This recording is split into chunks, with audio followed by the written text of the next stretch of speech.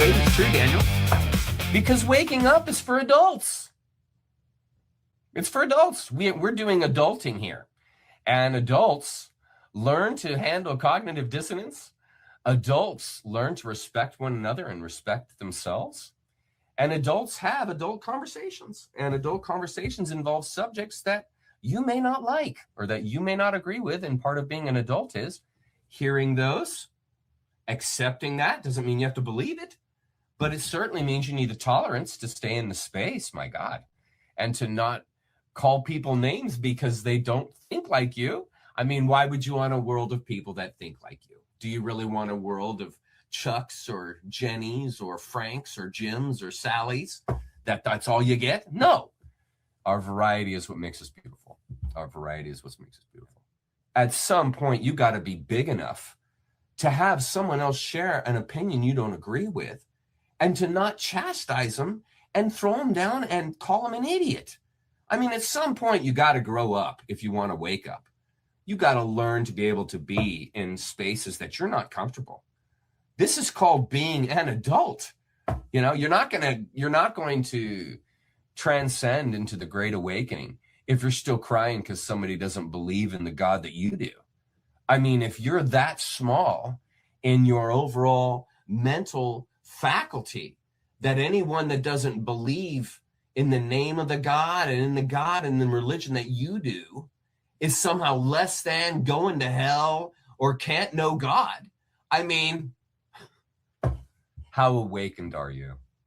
Honestly, you know? This is the Great Awakening, folks. This is the Great Awakening. And it's not about any one religion. It's not about any one person. It's not about any one belief. It's not about any savior. No one's coming to save you. It's not about any one group that's going to come over the hill and save you. Here comes the cavalry. Knock that nonsense off. You know, it was interesting. This week I read a post from Archaics. I think he posted it today, actually. I was going through some of that this morning. And it was really interesting to hear what he had to say. You ought to go check out his X page. And he listed out all the quote unquote beliefs or convictions that he has. And it was a very interesting read. And one of the things that I noticed that he's got a really strong opinion about is that I think around 2040 or so, there's supposed to be some kind of Phoenix event that, in his opinion, also ties into the Mayan calendar. I think it's 2046, that there's supposed to be, I don't know if it's another planet or another energy, another species, something alien or something, that comes in. This is according to Archaics, and it's going to change the orbit of the planet, and it's going to change the seasons, and it's going to be a big cataclysm. Now, I respect Jason, and I'm not questioning what he's saying here. It's totally fine for him to hold that opinion. That's great. You know, I'm sure Jason doesn't expect everyone to believe him, but Jason certainly should be convicted in his studies and what he's uncovered. Full respect, 100%.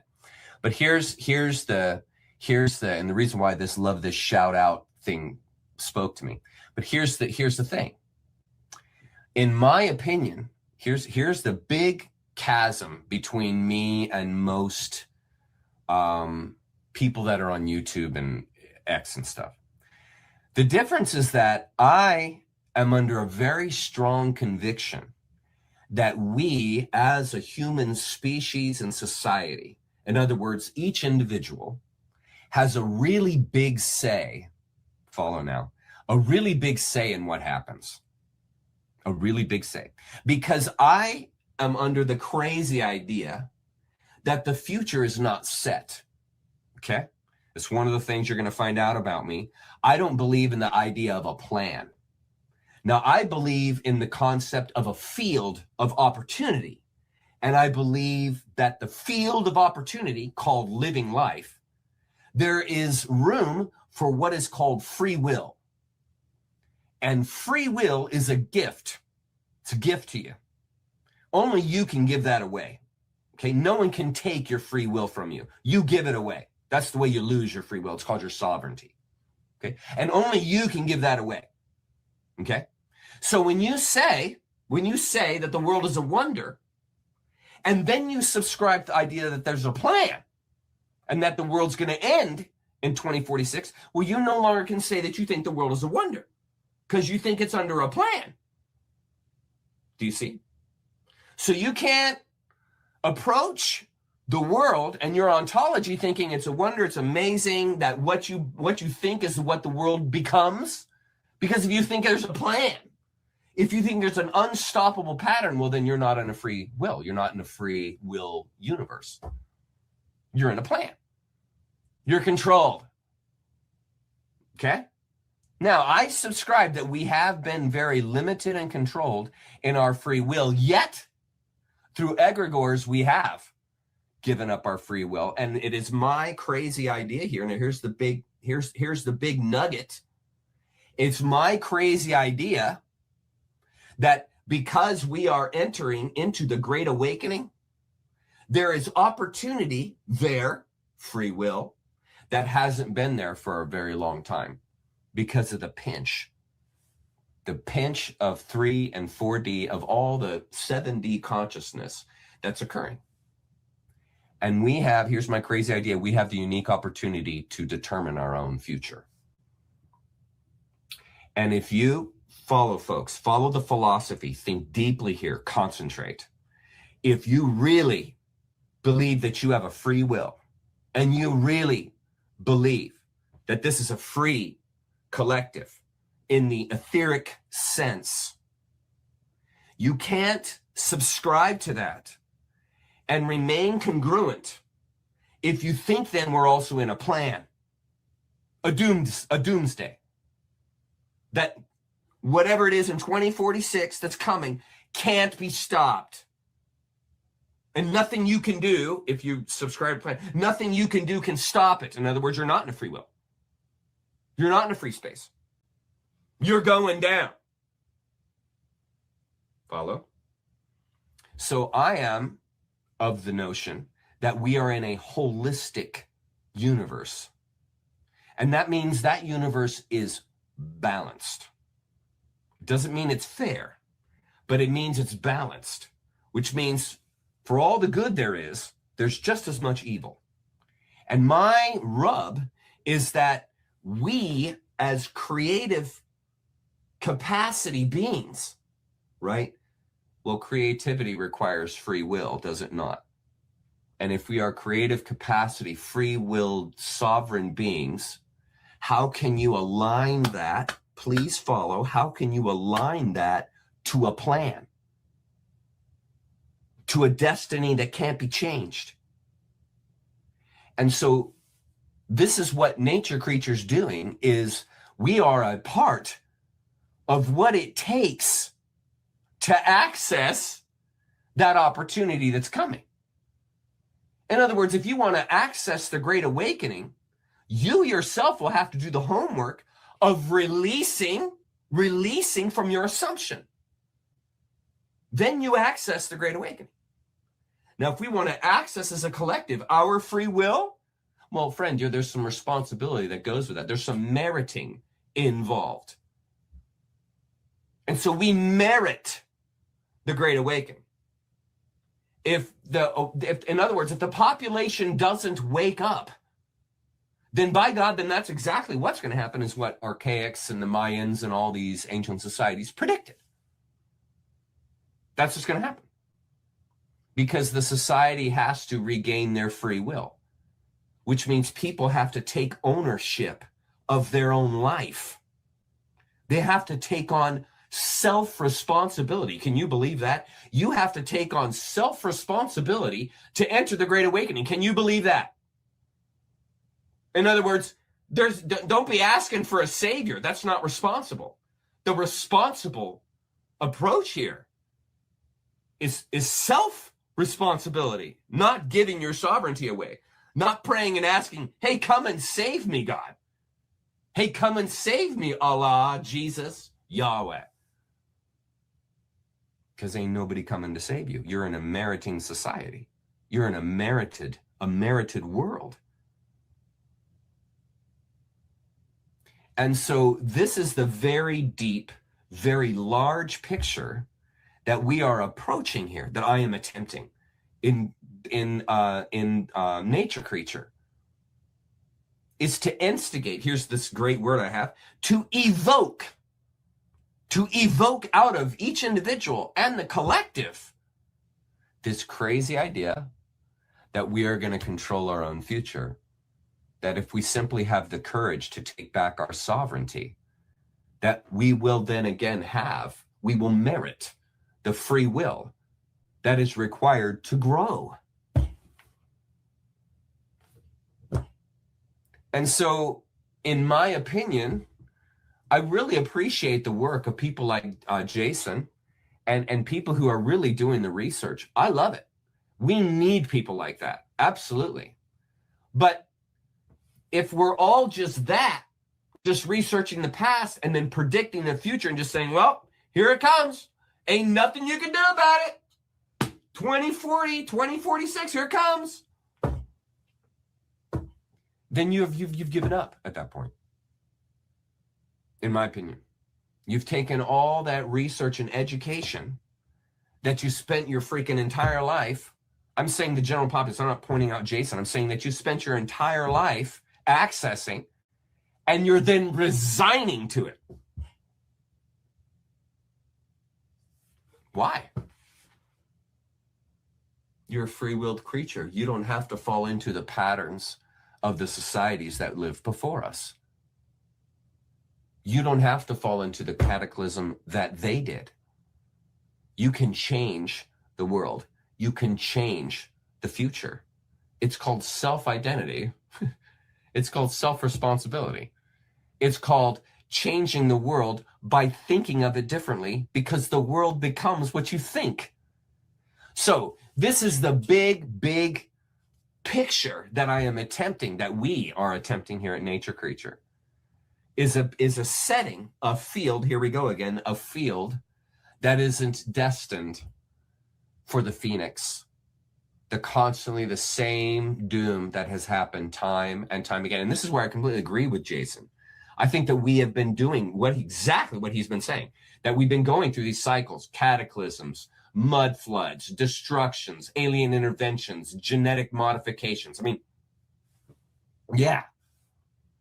And what makes it different now is this change in vibration from the black hole. It's the end of the Kali Yuga.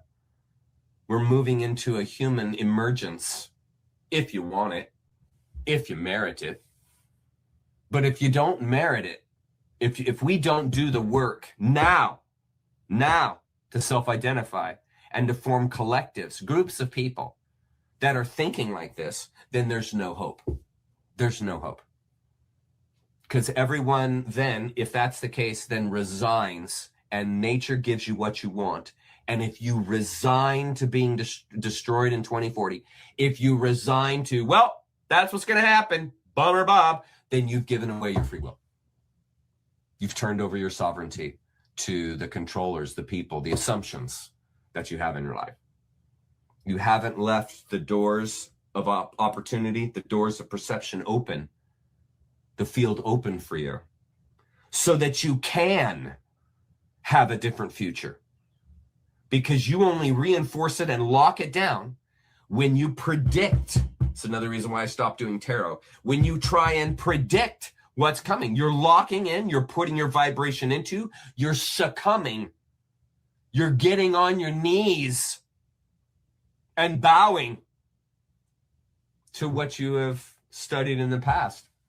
And you're just appliqué, sticking on your assumptions, your most definitely your will, your sovereignty.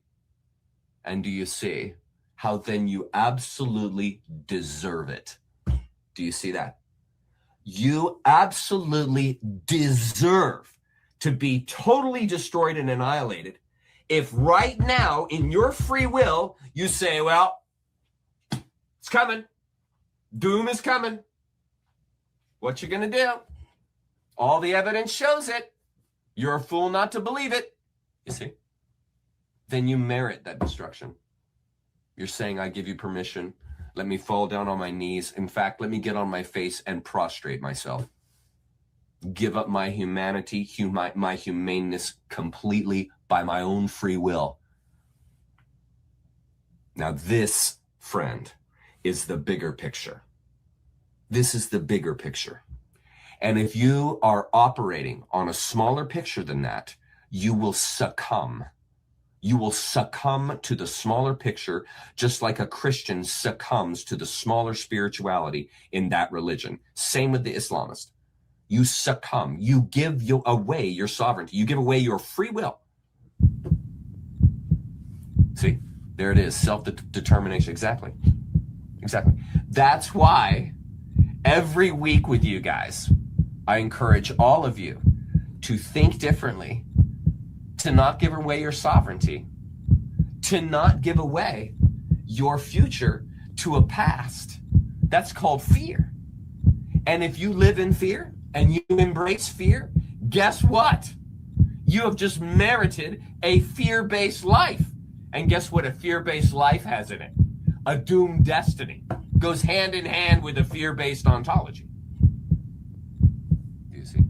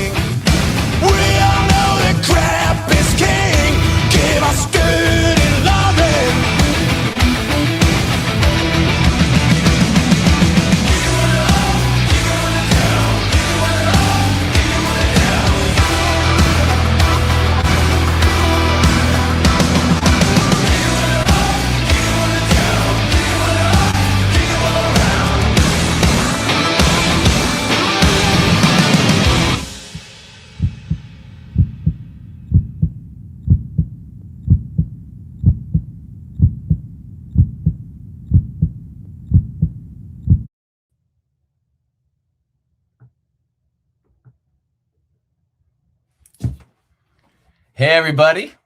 How'd you like that? That's a great way to start the Great Awakening series, I think, if you ask me. Let's go to comments to see how you guys are doing. We got a big night coming tonight. Remove that. Let's go to, let's see here. Comments. There we are. So what's going on? Let's show the comments. What's happening? Hey, Daniel. Hey, Ronnie. Good to see you. Hey, Rock Me. Hey, Shan. What's going on? Hi, Gail. It's good to see you. Hey, Che. Hey, King. Hey, Real Street Shaman. Nice.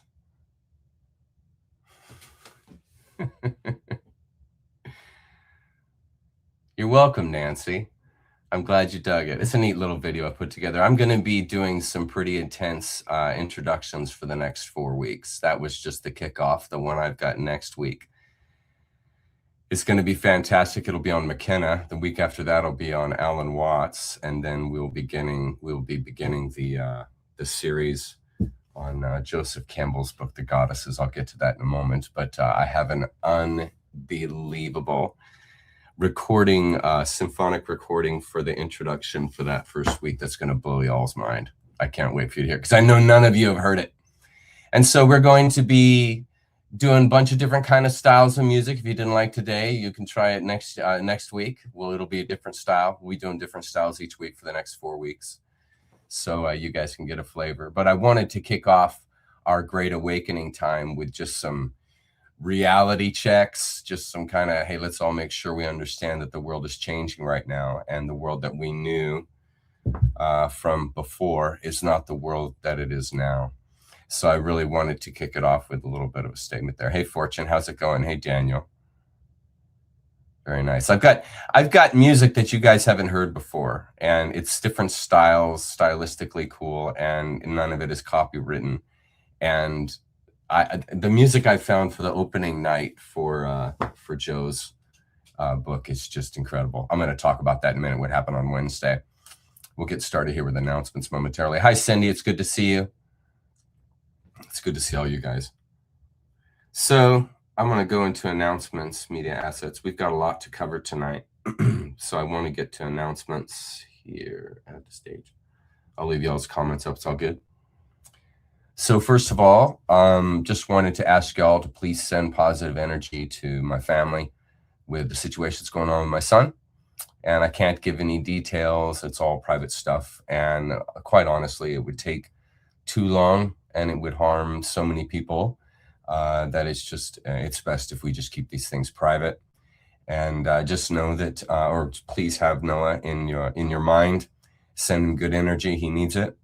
And Jenny and I, as his parents, would very much appreciate it. So I just wanted to set that up, or I just wanted to send that out tonight. I also wanted to say thank you to everyone for your donations and your member signups this week. I appreciate it very much. As you guys know, you guys support my work. You guys support what I'm doing here, support my family, support what we're engaging. I've completely given myself to this. And so I thank you guys for your support. 100%. Thank you. Okay, another big announcement, and I'll go to full screen here for this. Just so everyone knows, I'm really sorry that we've been having some changes in time with the Zoom.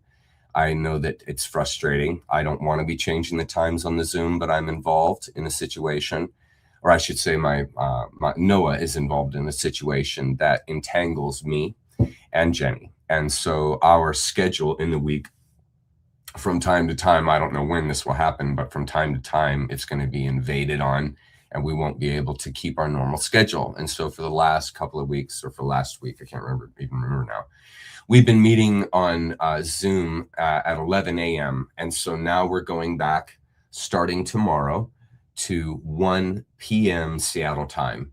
And I'm sorry to throw that change again. I don't mean to be doing this. I'm not intentionally doing this. I'm not doing this to upset you. I just don't have a choice. So we will be meeting tomorrow on Zoom. If you're a member of Nature Creature, you can come. It's a video conference with me, and you're able to show up at the meeting and ask me anything you want. Talk to me directly, observe and listen, and be an unknown. You can be black screen if you want, or you can show yourself. It doesn't matter. And all that's requested is that you respect the group. And I've opened the forum as an open dialogue for anyone that wants to have a conversation that's worth having a conversation about. We don't talk about frilly, ridiculous subjects. We talk about life-changing, life-altering subjects that tremendously impact people's lives. So that's the best thing we can do as a collective, is talk to one another and share with one another our experiences and what we've learned. And that leads to that sign right there. We've gone up 2 people, and I wanted to ask the 2 ladies that we were at 23 last week. We're now at 25. So 24 and 25 were added this week. And there were 2 people. This happened in Zoom. And there were 2 people. And I have misunderstood the order of the 2 people.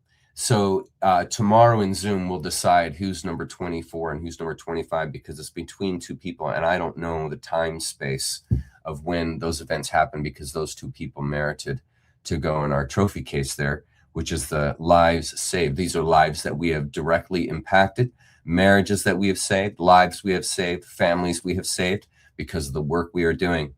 And so that's why we're at 25, and that's what that sign is about. And just so you know, we're going to be meeting at Zoom tomorrow at 1 p.m. And in case you don't know about time zones, follow those directions right there, and you will know exactly what time we will be meeting tomorrow. But it will be 1 p.m. Seattle time. We meet Wednesdays. If you guys are interested, anyone that's interested that's watching me tonight that didn't know this, I have a second channel on YouTube. It's called Chuck the Nature Creature. And we basically meet there for chat time. And the entire time on Wednesday evenings from 4, typically at about 5:30 or 6 Pacific time, we talk about anything. You guys can come and ask me any questions, and it's a way for folks that are not members of Nature Creature to have a chance to ask me a question, talk to me, let me know what you think, or any ideas you have, or whatever the case may be. I'm open and available to talk with the public as you guys wish. So we do that every Wednesday at 4 o'clock on my other channel, Chuck the Nature Creature. We are having our 3rd annual Nature Creature Shindig. That should say Shindig. That's the current name we're working on right now. Wow, it's changing from the Swindoll Shindig, because it's not about me, it's about Nature Creature. So we'll be having our little annual festival here, July 17 and 18 in 2027. If you would like to join, we'd love to have you. Had about 20 lovely individuals this year and had a wonderful time. I hugged every one of them, said hello and greeted and talked to each and every one of the individuals that came. Made some new relationships, met some great people. And just so that you guys know, the people in chat are the people that went to our shindig this year, and they're genuinely good people. The folks that you're talking to here in chat are genuinely good people. These are not losers. These are not people that are racist, crazy, whack jobs. These are actually, the people in my chat are high quality people. Obviously, every once in a while you get some riffraff, but I just wanted you guys to know, really high quality, family oriented, good moral compass people are involved in our chat room. So I just wanted to say welcome. And yeah, thanks for being here. And we've got a festival of us that meet every year if you want to go. And we'll be meeting on the 17th and 18th. Now, some really good news. So this last Wednesday, here, I got to take this. Hang on a minute. Let's see comments. So this last Wednesday, okay, I did a poll, and I asked the group what subject that we wanted, or that they wanted to hear, what subject was going to be the next after the Great Awakening, because I didn't know yet. And so me and my team on Tuesday made a list, and on Wednesday I presented the list, and an absolutely miraculous thing happened. So I had the book here. This is the book we're going to be going over on Wednesdays, and or on Saturdays for our discussion. And so I hadn't decided, and so I was showing everybody in the Wednesday show. I was showing everybody that I have marks and stuff in the books that I read. The intense books that I truly love, they look like this. I write all in them. And so I was flipping through the book, and I said, just to give you guys a flavor of, you know, what's in the book, let's just read a random page. And I flipped like this, and I just like grabbed a page, and it was a page that had one of my all-time favorite quotes in it The eyes are the scouts of the heart. It's a Bornet quote. And that book, I found out about that quote from this book. Okay, that quote was the quote I chose in our Zen series for the final series when I was describing that art, and the individual in the painting was looking at the bird, and I was describing following your bliss and these kinds of ideas which lead to the heart. The heart is the bliss. And then following, I even mentioned, and when we were talking about the art, the eyes are the scouts of the heart. Okay, I did that whole thing on a week ago Saturday for our Zen series to finish it. And Wednesday, I like randomly turned to that quote in the book live while we were doing the gig. It was a miraculous, absolutely miraculous moment. So I've taken it just as a sign from God. So we are going to be, after we finish the Great Awakening series, we got 2 more weeks to go. I added a whole day or a whole Saturday on Thursday, because after this happened with our book here that we're going through, after that happened, I was super inspired. I couldn't sleep. And so all day Thursday, I developed the first initial 5 or 6 slides that we're going to be going through today, which are going to open up this whole field of the Great Awakening, this philosophy, this approach that I'm going to take with the subject matter. That's going to be a little different than maybe what other people say when they talk about the Great Awakening, because it's of my opinion that the Great Awakening is a psychological one. It's not a physical destruction of the society. It's a destruction of the society's ideas. It's a destruction of the society's egregores. And when you change how society sees themselves and sees the world, you change the entire perspective and vector of that world. And so the Great Awakening is that, in my opinion. And so tonight we're going to open up that can, and we're going to open it up through philosophy and psychology, because that's the way to walk into the Great Awakening. What is going on, Eldana? Glad to see we got some Australians in here tonight. Fantastic. Can't get enough of them. Right on. Guys, got any questions? Stacy, throw up a couple of questions from banners. Let's see what we got. Hi, love. That's my wife, Jenny. I love her.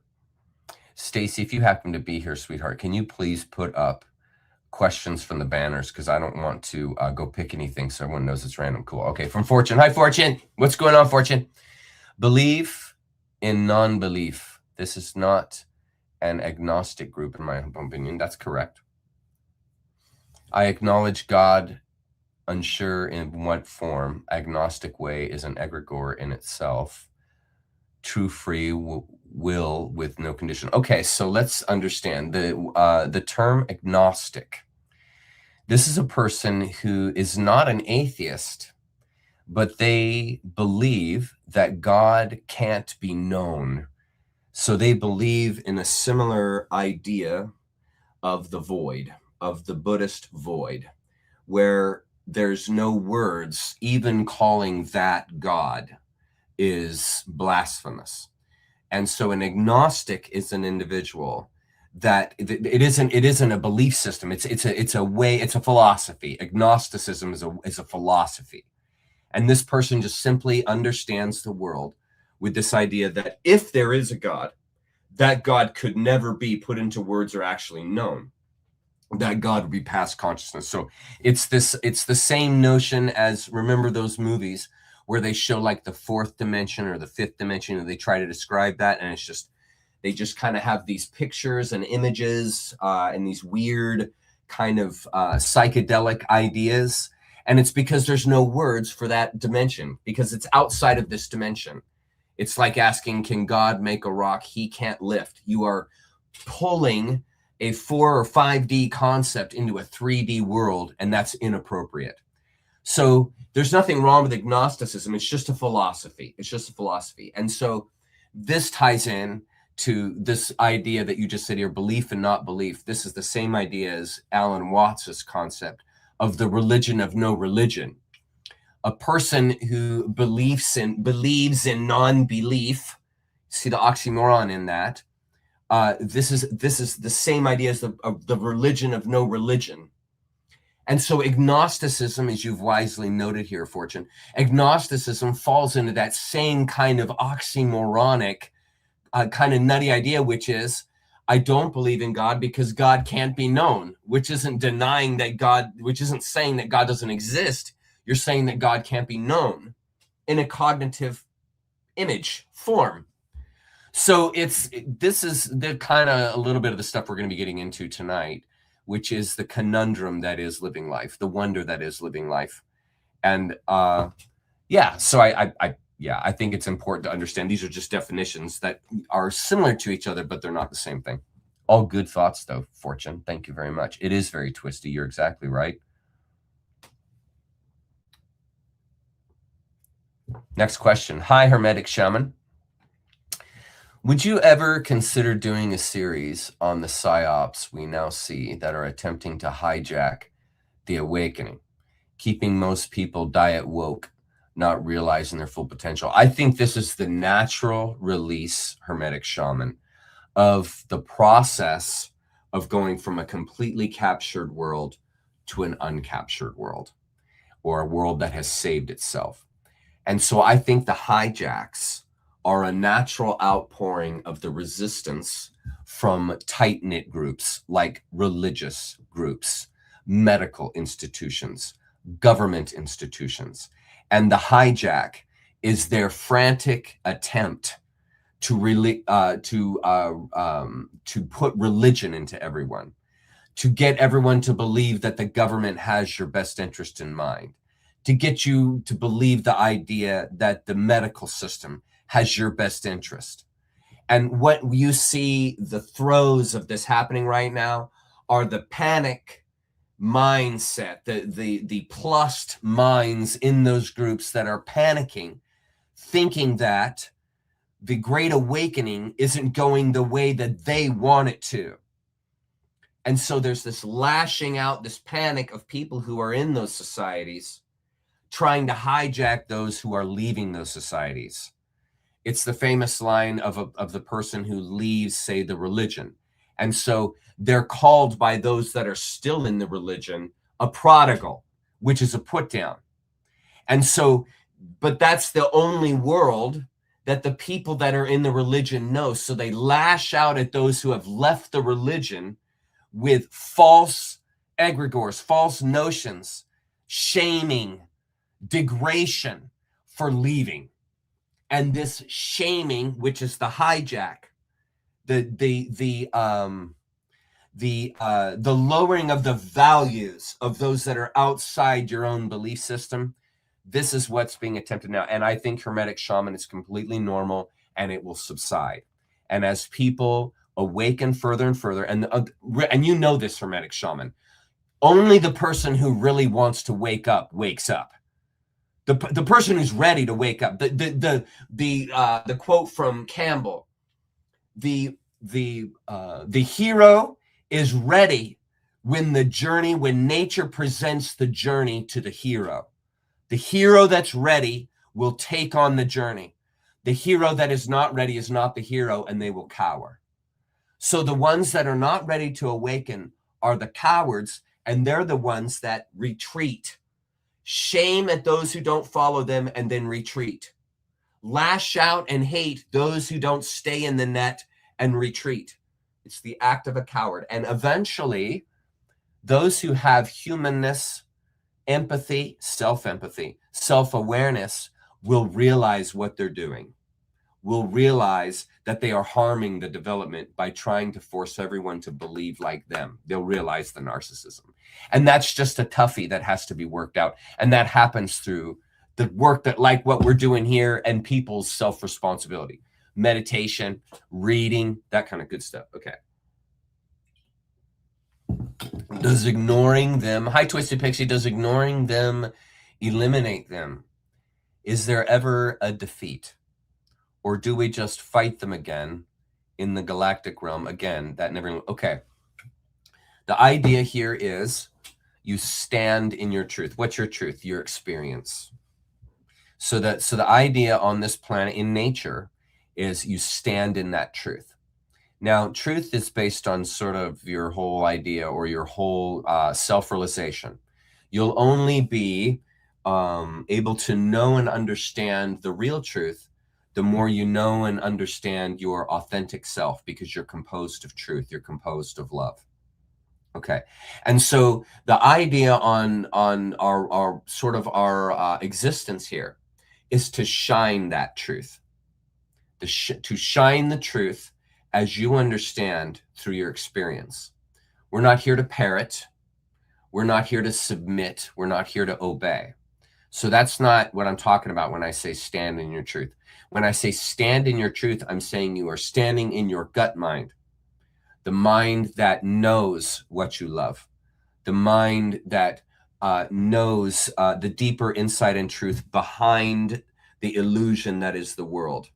It's your gut mind, the true human mind that's inside you, that's inside your soul. This is the discernment. This is the mind that knows all. And so it's not about, here's the point, Twisted Pixie. It's not about winning and losing. Okay? It's not about beating the other guy, convincing people, or defeating others. Okay? It's not about fighting. It's about coalescing, transcendence, amalgamation, learning to ride with the rapids, not fighting them. Life is not rapids and you finally get to the finish line and you win the race. That is not life. That's a dumbed down version of life. Life is the rapids. You understand? That is like, there's no finish, there's no start. When you came into conscious awareness, you came into the chaos. You walked into it. The universe is organized chaos. Novelty is its organizing factor, but it's based on chaos. It's chaos. It's everything. Okay, so there's no winners or losers here. It's a field of opportunity. It's like going to an art museum. There's no winners or losers. There's no defeating anything or anyone. This is life. It's a museum. You're to experience it, engage it, participate in it in the capacity you can offer. Shine to others your light, your art, your truth as you understand it, what you know. And this is the experience. There's no finish. You don't accomplish anything. You don't get anywhere. You're not going anywhere. You're not doing anything. You're just living. It's the living. We're going to talk about this in the opener. It's the living that counts, not the fight, not the win, the lose, the accomplishment. No, that's all just surface glare. The truth is in engaging, amalgamating, coalescing, bringing forth new ideas, sharing, compassion, empathy. None of those things have to do with defeat. None of those things have to do with winning and losing. None of them. This is the point of life. This is the point of life, to experience. So why do the elites get so much in return? Okay. Well, Jesse, it's because the world is not what you think it is. One of the very tough lessons we learned when we studied the Cassiopeans here a few weeks, months ago, we just got out of that series. One of the lessons that we learned, and this is a toughie, okay, it's a toughie. We live in what's called a free willed world. You're a sovereign being, Jesse, just in case you didn't know it, you probably do, but you are a sovereign being, okay? You are a sovereign being with your own will and choices. And you have every right, Jesse, to live your life, your will, your way, okay? You're in a free world. Now, the world has become entangled because the world has been run by the least among us. And there's a whole story called the Khazarian Mafia that can fill you in on that. Okay. Now, the reason why the Khazarian Mafia have been able to be so successful is that they have tied into the way the energy works on this planet and in this universe. All our medical, all our sciences are all bunk. They're all less than religion too. These are all dumbed down versions of the truth, okay? The KM know a deeper sense, a deeper version of the truth. And they have advantaged us by keeping us from knowing that truth. It's called your identity. So by stealing, or I should say, by offering you a con to give up your identity, namely your sovereignty, you see the society has entangled itself in the lies, and therefore the society deserves the punishment, or the consequence, the karma that goes along with being deceived. Because if you can be deceived, you deserve it. You understand? And the KM know this.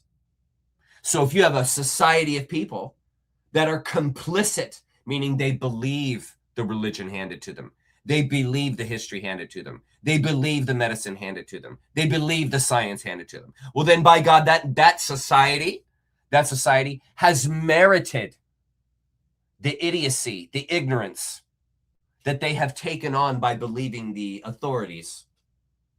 Now, the elites, the reason why, now here's the toughie. The reason why they get away from it is because the world is a merited universe. It's a merited life. And there's no sides fighting. There's both sides and, okay? It's a holism. The earth, the universe is holistic. It has just as much evil in it as it has good. It has just as much light in it as it has darkness. Just look at the universe. Look at the sky. Now, understanding that, then, it's a different field of when it's a field of contrasts than when it's a field of conflict. Now, when it's a field of conflict, there are winners and losers. There's a goal to be reached, a duty to be fulfilled. But when it's composed of contrasts, well, see, there's no winner or loser there. There is simply emergence. Now, it's very important you follow this. There is simply emergence. Now, keep this trail. This is going to help. Since it is simply a trail of emergence, of becoming, right? Therefore, you can become evil just as much as you can become good. Meaning, every single person that's born in the world has just as much capacity to become Bach as they do to become Hitler. That capacity's in every baby born. It's all there because we're in a holism. There's no baby born lacking. All babies have all potentials in them. That's us. Okay? It's holism. All the tree has as much death as it has life in it. Right? Same with the mountain, same with the planet, same with the person. You have death within you, just as much you have life within you. Now, following this line of thinking, then, if I choose, like George Soros, to fill my life with nothing but the consumption of others, the deceiving of nations, and I spend all my energy and all my time cheating, deceiving, and using people that are complicit, meaning the people that I'm abusing, it's George Soros, the countries that I'm abusing are complicit, meaning they take on the laws that I pay for. They believe the propaganda in the media I, being George Soros, pay for. So you have a population that is complicit, very important to follow this, that is complicit with the lies. Now think about the world. What do we have in the world? We have millions and millions of people that have not woken up. They believe the lies. It's called woke culture. They believe the lies. They believe the phony science. They believe the phony media. They believe the politicians. Okay. The tragedy of the situation is that because the world is a balanced thing and we can become whatever we want, if a person like George Soros wants to become a demon, he will become a demon. He will. And when George Soros dies, he will become what he wants. Now, you say, Chuck, how can that be? How can it be? Because everyone was complicit with him. Because people bought his lies, took his money, believed his ideas, which is what he puts into the governmental systems, the lobbying systems. He's putting his own mind, his own lies, the egregores into the society. And then you have all these millions of people that believe what he pays for to put into the society. Now, what is the line? If you can be deceived, you deserve it. So what does nature see when nature sees the situation? Please follow. Big, faraway view here. What does nature see? Nature sees an individual who is exerting their power, their free will, upon entire continents and societies of people that go along with him, that believe the lies that he says. Think of Bill Gates. Think of Dr. Fauci. And you have people that come right in front of the public in the media, and you have millions of people that believe them. Okay, now what does nature see then? Nature sees that George Soros, Bill Gates, these people that harm others, Epstein, nature sees them as well. They're exerting their free will, which is they're putting their opinion into the world, and then they are that all of these energies, these free-willed beings, are believing them, and therefore giving over their sovereignty, their truth, their belief back to George, back to Bill, because you're saying, I believe you. I buy it. I buy. Shoot it in my arm. Put it in my body. I buy it. Now, as far as nature is concerned, then, Bill has merited the echelon to moving towards a demon, becoming a demon, because they have conned, it's a free will society, you've conned all of them to believe you. What would be the initiation rites for becoming a demon? What's the initiation rite?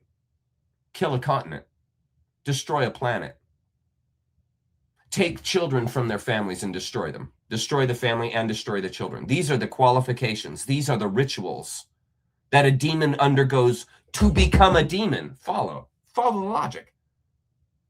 What is life? What is nature? It's a merited enterprise.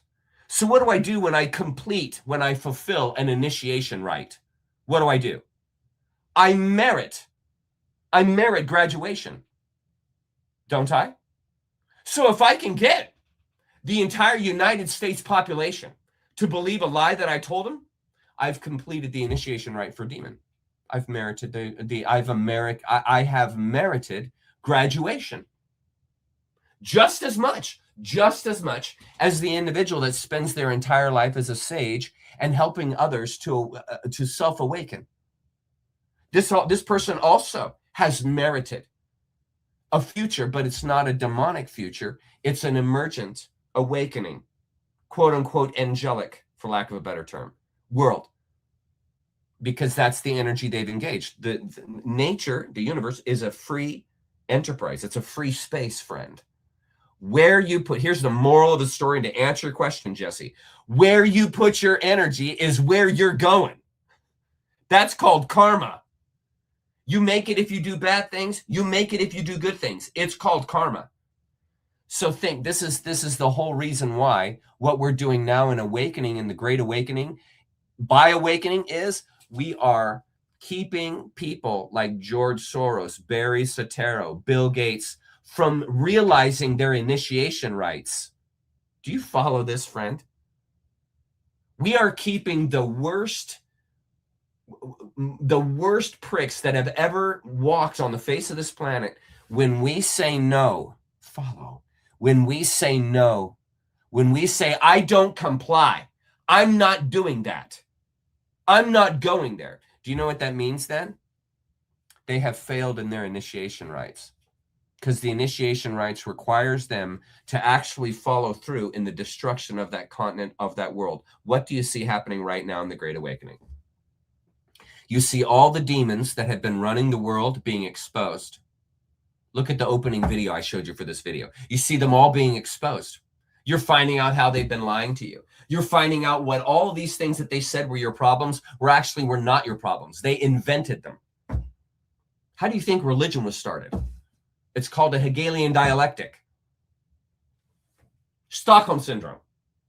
Okay, so this is all being brought out through our connectivity, which is why I said, and I've always said, that the internet is our salvation, in the sense of it's our connectivity. You wouldn't be hearing me without it. You would have never heard of my work without it. You would have never heard of any of these egregores that we've been learning about for years now without the internet. Because everything contains just as much good as it does bad. So as much bad as the internet contains, it contains just as much good. We are in a balanced society. And so, Jesse, to answer your question, that's why. If you can learn how to manipulate the system and get people to buy the lie, you're in congruency with evil. You're in congruency with the means and ways of the universe because it is a free-willed enterprise. And if I want to exercise my free will by telling lies and deceiving people to take their money and to take their lives, and they do it, I've done it. I've performed the trick. I've completed the initiation. And I deserve when I die, I deserve every reason to go and become a demon. Makes sense? It's complicated. Great question. Fantastic question. Pinball Wizard. Yes. Remember that song by The Who, The Pinball Wizard? That's funny. Chuck, what are your thoughts on elite gender inversion? That has to do with the blaspheming of the rebis, the androgyne that comes out of alchemy, which is a spiritual consideration which talks exactly about what I just said, and that is the universe is composed of masculine and feminine oriented energies. The universe is composed of waves. We are all frequency, okay? And so the gender inversion is to blaspheme this by taking a person, a human being of a specific gender, and inverting them. This is to blaspheme the spiritual context or the spiritual notion that in order to have holism, we have both masculine and feminine vibration qualities, and this completes the whole. And so the gender inversion thing is to blaspheme that metaphor and to turn it into from a spiritual concept into a physiological blasphemy. That's the point of it. That's why they pushed it so hard. That's why so many people bought into it, because it contains a tremendous amount of power, and it allows them to have the community, the people themselves engage and become okay and be okay with blasphemy of nature. That's why. It's hate. Why is the hashtag Great Awakening being banned? Because the last thing the controllers want is an awakened society.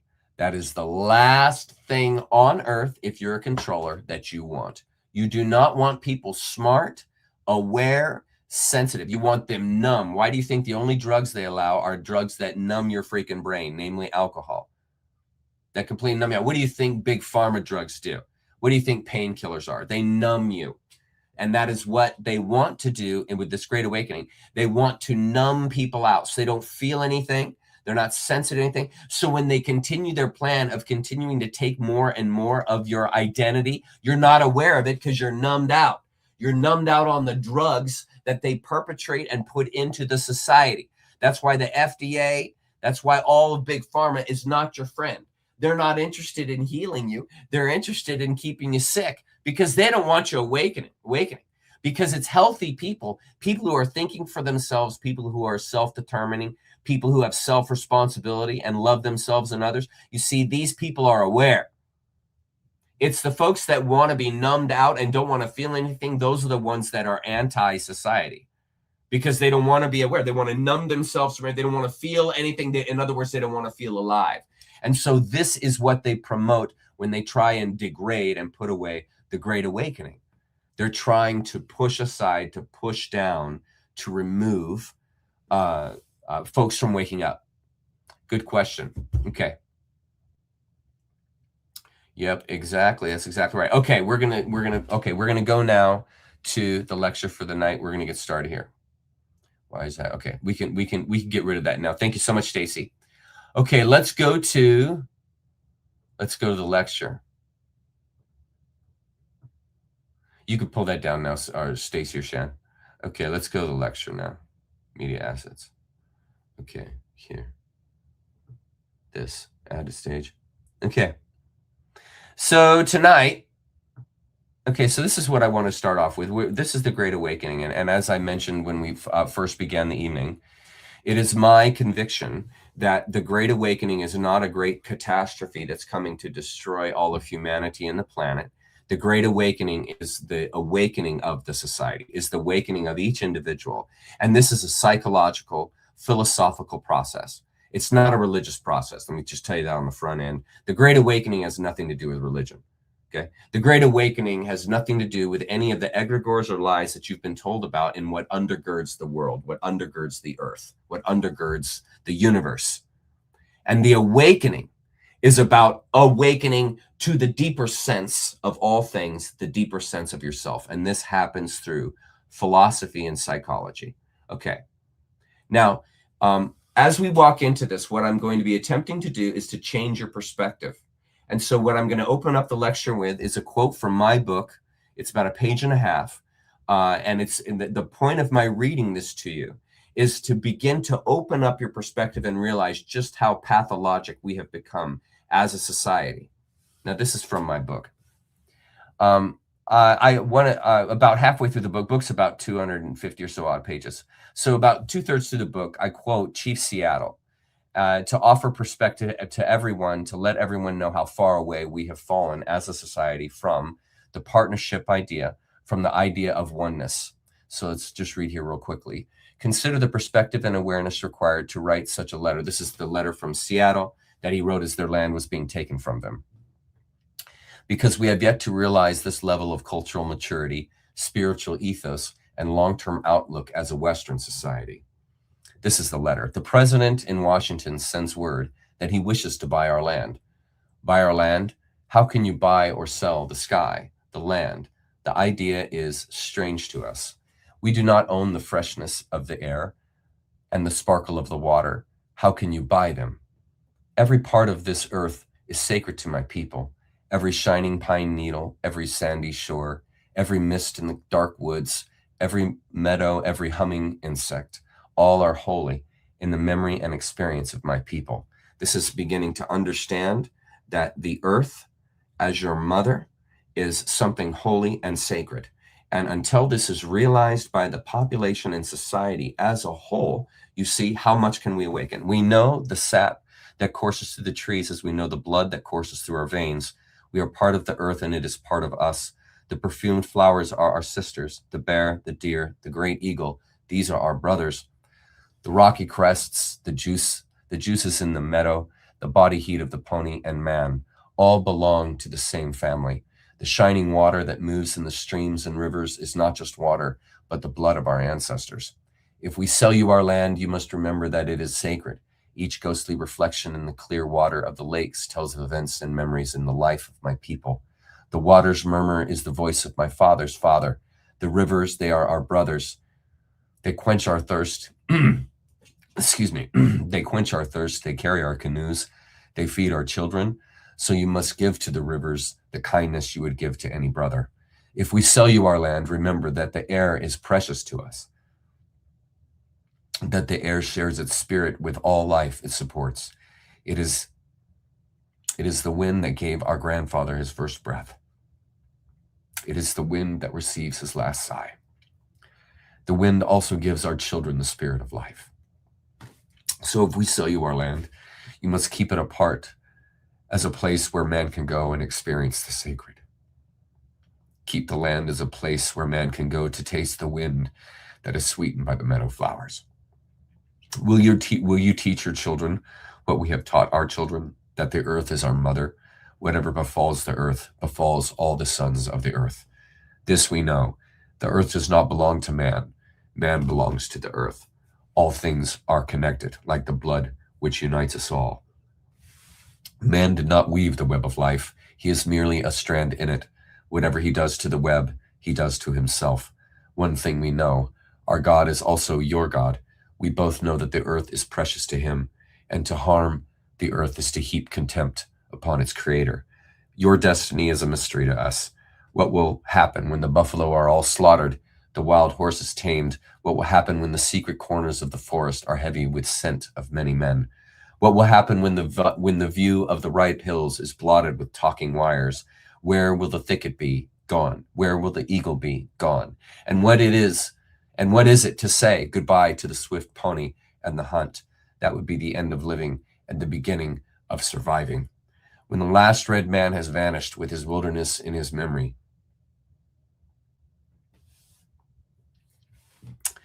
is the only shadow of a cloud moving across the prairie. Will these shores and forests still be here? Will there be any of the spirit of my people left? We love this earth as a newborn loves his mother's heartbeat. If we sell you our land, love it as we have loved it. Care for it as we have cared for it. Hold it. Sorry. Keep it forever in the memory. Hold it in your mind. Keep forever the memory of the land as it is when you receive it. Preserve the land for all children and love it. We are part of the land. You too are part of the land. This earth is precious to us. It is also precious to you. One thing we know, there is only one God. No man, be he red, white, be he a red man or white man, can be apart. We are brothers after all. And the reason why I read that to you, and I'm sorry I'm breaking up, the reason why I read that to you was to help you understand that the only way that an individual awakens is through a larger perspective. It's not a choice. Okay. The Great Awakening is not a choice. Let me be the first one to tell you that. The Great Awakening has nothing to do with choice. It's an opportunity. It's an opportunity. And the only way that you are going to walk into that space lucidly and in a sense of understanding, right, is if you walk into that space from a larger perspective, not because you were told to, not because you were threatened. The Great Awakening is not a space that threatens people to join like a religion does. The Great Awakening is not like that. There's no threat here. There's no ultimatum. It's your free will. If you want it, it's there for you. But it's not going to come and run to you and hold your hand. You're going to have to go get it. That's called meriting. Nature doesn't hand itself to anyone. You guys know this. Nature doesn't hand itself to anyone. Okay? It's up to you to go merit your life. The Great Awakening is up to you. You go merit it. And so we're going to be talking about that today. And this is to offer some perspective. Now, here we go. We're referring back to some work that I did back in the Nature series. And this is going to align us and help you guys understand what it actually means to grow your awareness, what that actually means philosophically. So let's look at this. Now, what we do when we move from ignorance to awareness is we're moving from opinion to radiance. I have put together this sequence that I have put together from the lectures that I listen to and watch to all the time. And this is a pattern, a sequence that renders how an individual goes literally. I'm not just BSing you. This is literally the psychology, how a person goes from just having an opinion or just being ignorant to actually illumination or rendering the radiance. And so look at this sequence. Now begin to look at this logically.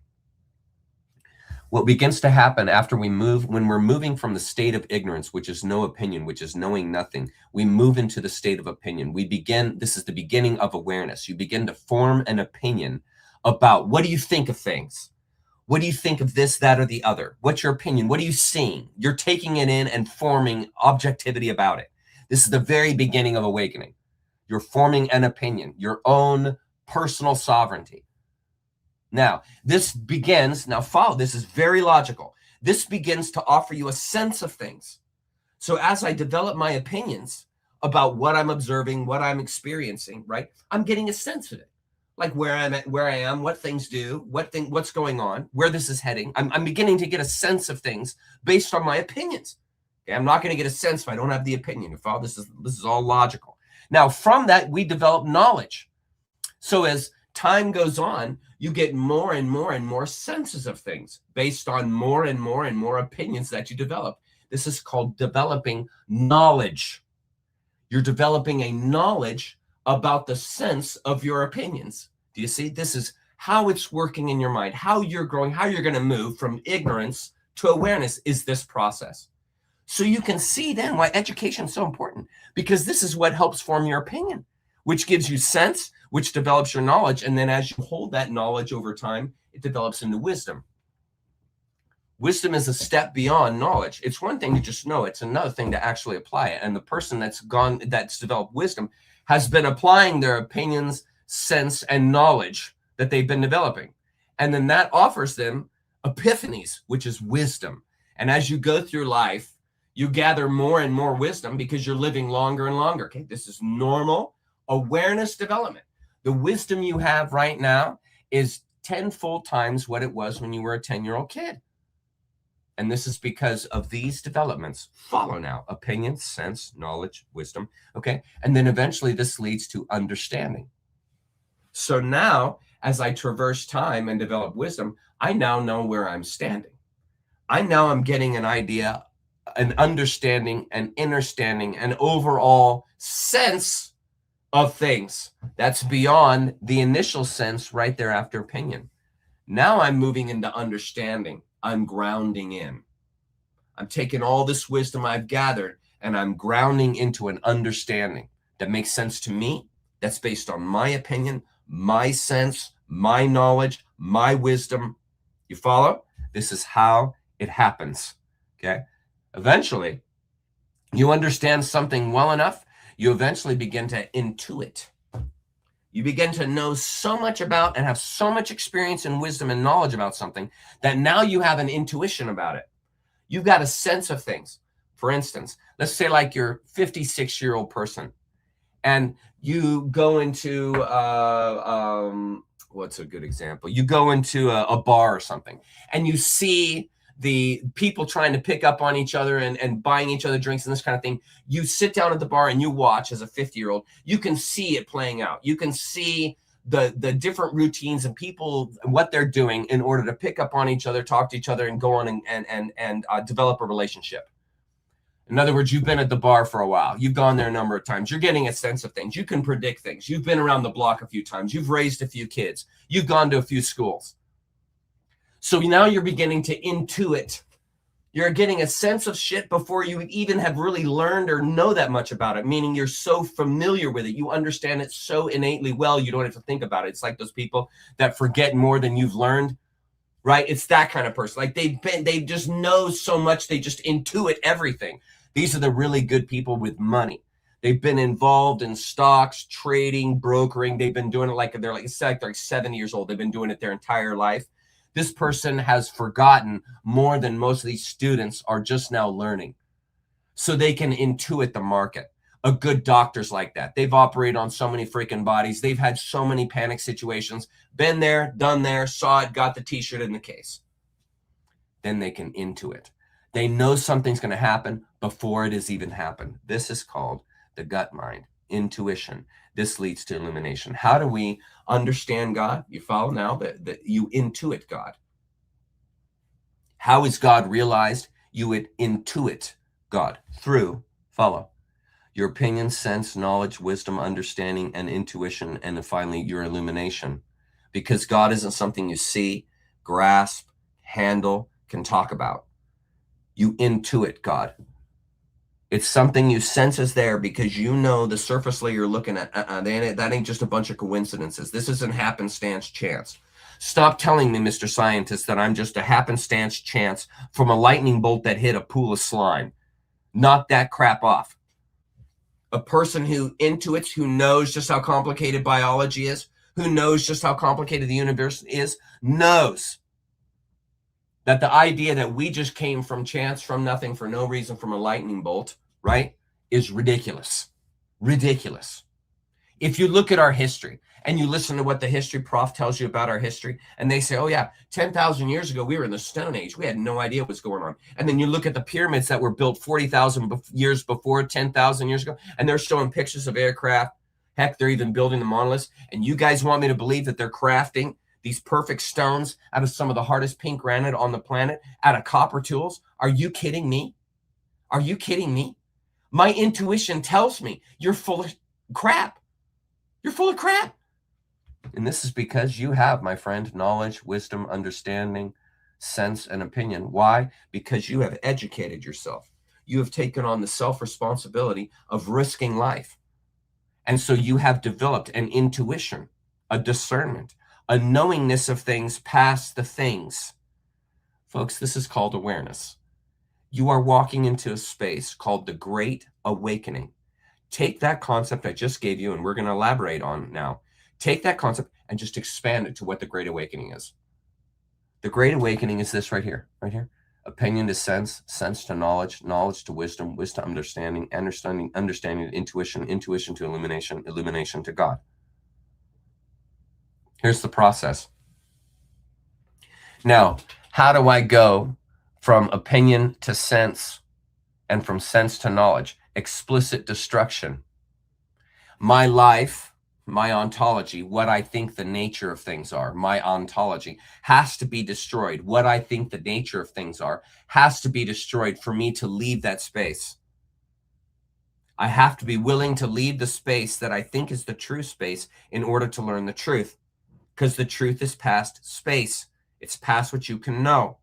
So it's non-end, it never ends. So you never trap yourself in a space like, okay, I got it figured out.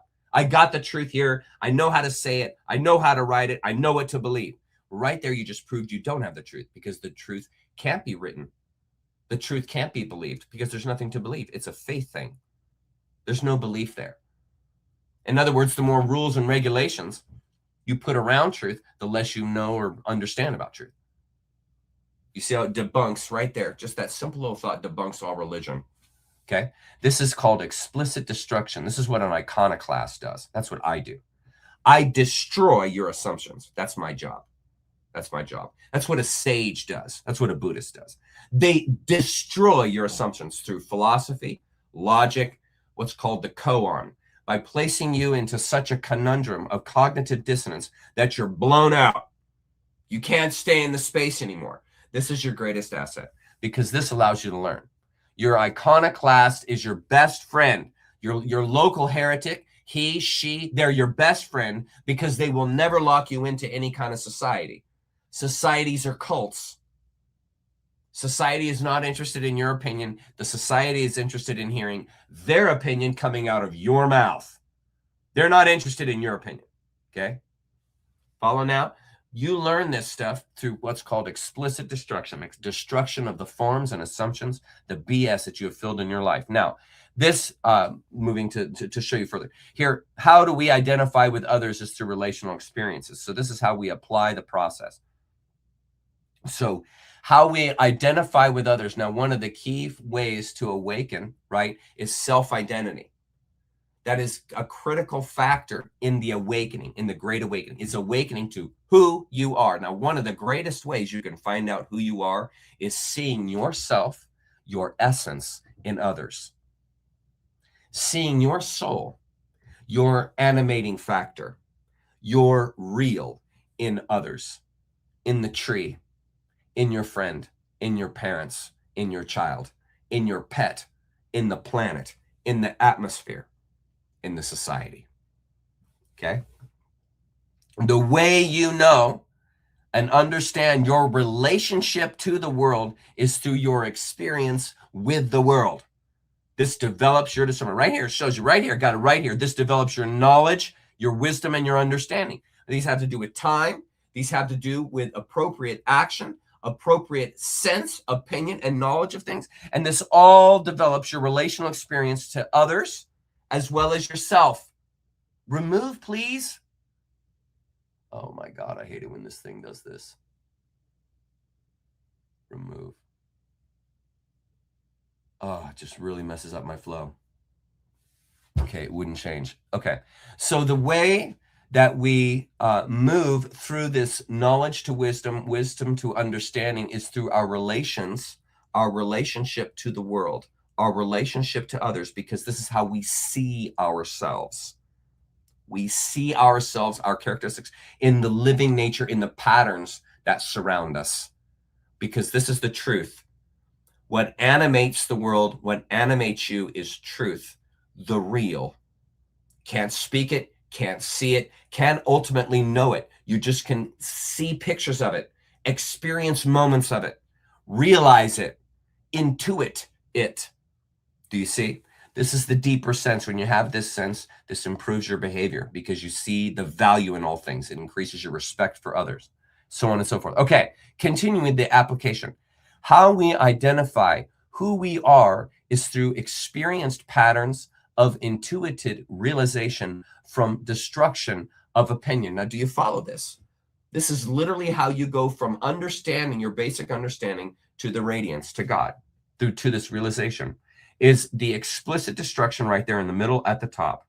The explicit destruction of your ideas, your form, your ontology, your nature of things, what you think of the world, destroying that. Relationships with others, relationship with the world, knowledge and experience in time in the world develops here. Your relational experience, which increases your awareness. And then finally, we see the patterns in these experiences. We intuit out of those experiences what comes out of the gut mind, which is the truth, which leads to realization, because realization cannot be spoken. It is something experienced. Truly, truly, this is the processy, the philosophy of awakening. This is how you awaken. This is how the society awakens. This is the actual psychology. And to take it even further, here it is mapped for you. How we identify who we are is through this destruction of opinion. And I have a line here to show you this destruction of opinion that occurs, that brings about the radiance. Because when your opinion, then this is what happens when we're in the Great Awakening and a catastrophe happens to you and your normal's gone. It's like you're in a car accident and you lose an arm. Your normal's gone. You don't have that arm anymore. It's gone. So you are now awakening to a world where you only have one arm.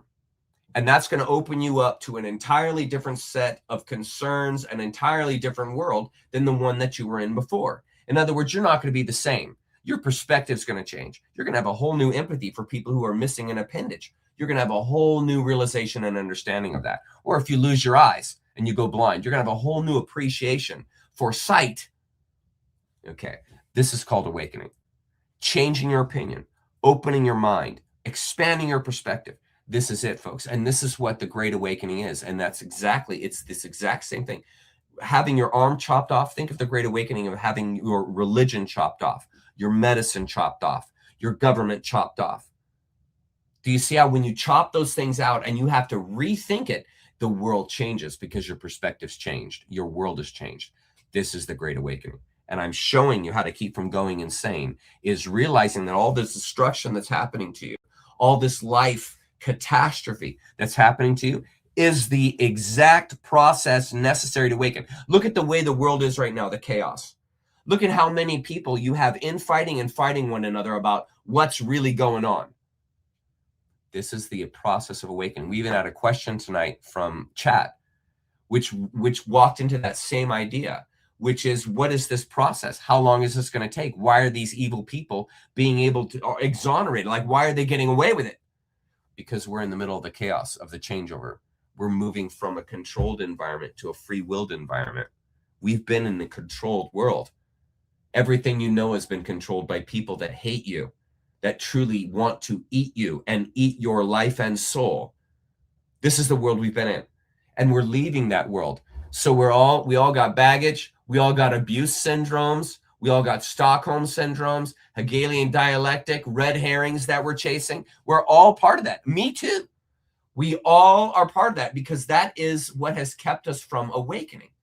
And the Great Awakening is our moving out of that space. But we can only move out of that space together, you see? So it's not just isolated what you have to do in your own personal private homework, but it's also how you contribute to the society, which contributes to its awakening. And this is called your radiance. What do you radiate into the world? What do you radiate? What truth are you radiating into the world? And being aware of that is important, because if you radiate a frequency that is capturing, that is low, that is harmful to the society, do you see how then you contribute to the society's continued lack of growth? This is why your personal work is so important, because then it will give you the discernment necessary to appropriately shine your light into the world. Now follow about this radiance idea. Lux Natura. Lux Natura is the salvational radiance of nature. It's the name of Terence McKenna's garden. It will be the name of my garden when I finally have a greenhouse someday. And I will name it the Lux Natura, or Lux Natura. And Lux Natura is the salvational radiance of nature. And the reason why I've named this section this is because it is going to be through nature values, through nature itself, that you will awaken, because you're a nature creature. If you try and awaken through societal values, through the values of institutions, my friend, there's no awakening for you there. You are a nature creature. You wake through nature realizations, natural realizations, the authentic, the truthful, the loving and compassionate. This is what awakens you, okay? You don't awaken through hate. That might be something you need to experience as a part of your awakening, but that is not going to lead you to the great gates of understanding through hate, through bitterness. It's not going to happen, okay? It happens through openness and awareness. I'm going to walk you guys right through it right now. Awakening begins by asking some questions. Now, the first question you ask to begin to awaken is, did I come here to obey? Did I come here to perform, get on my knees, to follow orders, to win, to stand in line, to stare at a screen, to join a group? Did I come here for any of this? Did I come here to bow to a god? Is that why I'm here, to bow to a god? Is that why I'm here? Am I here to believe in things? Is that why I came all this way, to just believe in things? Did I come here to just kill my ego? Is that why I'm here? No, I'm here. Well, then why am I here, Chuck? Great question. That's just a fantastic question. You're here to experience truth. You're here to know the real. How do we know the real? We experience truth. That causes transcendence. How do we transcend? We feel and learn. We develop and grow. This is how we transcend, know the real, and experience truth. We commune with others, like I just talked about. This is why we're here. Experience separateness. Oh, now, Chuck, now wait a minute. You said separateness is an illusion. Nothing is separated. Yeah, well, it's a little more complicated than that, friend. To experience love. Did you know that love requires separateness? Did you know that? Did you know that love requires an ego? Did you know that? I'm telling you. Contradiction is rife. Contradiction is rife in the truth. Experience compassion. Experience being alive and experience the real, which is back up to the top, experience the truth. So what I'm wanting you to see in this list here is the contradictions. The truth is contradictive because we can only see it from this 3D perspective that we have. The truth is all consciousness, all these, 1 through 7. It's all of them, okay? So our perspective of the truth is here in 3D. So it appears to be contradictive. Because right here, look at, you see right here.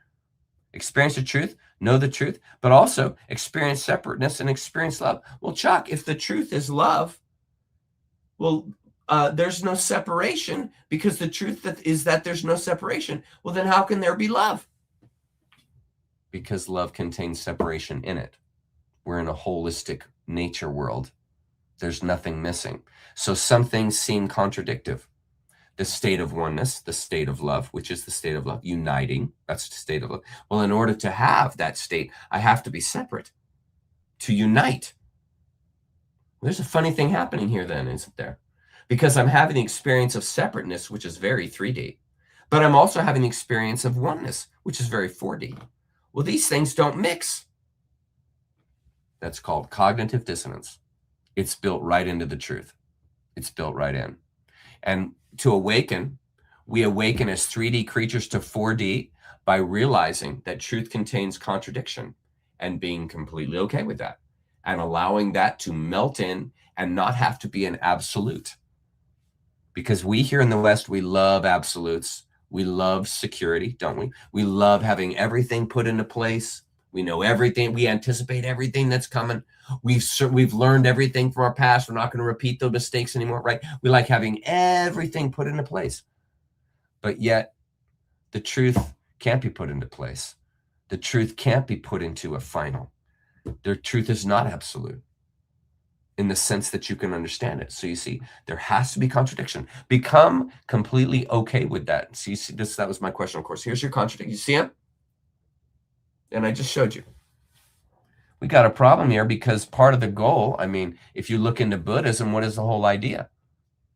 Total release. Well, if I release from everything, what happens? I've released my ego because I've let it all go. That's the whole goal of Buddhism. Well, there's a problem here. If I let it all go, Chuck, how do I experience separateness, love, compassion, being alive in the real? Maybe the wiser term is, you're not here to kill your ego. You're here to experiencing it. You're here to experience it, but not become entangled. It's like sugar. It's great to experience. Man, it tastes good. Great. Oh my God. I mean, a good New York cheesecake. My God. Okay, wonderful. But I don't eat cheesecake every day for every meal. I eat cheesecake maybe twice a year, literally. Okay, nothing wrong with it. Delicious in proportion, in moderation. Don't you see how this also applies to spiritual notions? In proportion, experience separateness. In proportion, experience the truth. In proportion, experience being alive. Proportion of what? Proportion of your consciousness. What else could you have? What else could you want? What else could you merit?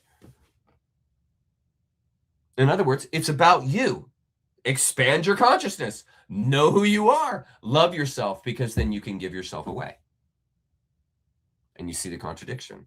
It's about you, but it's about giving yourself away.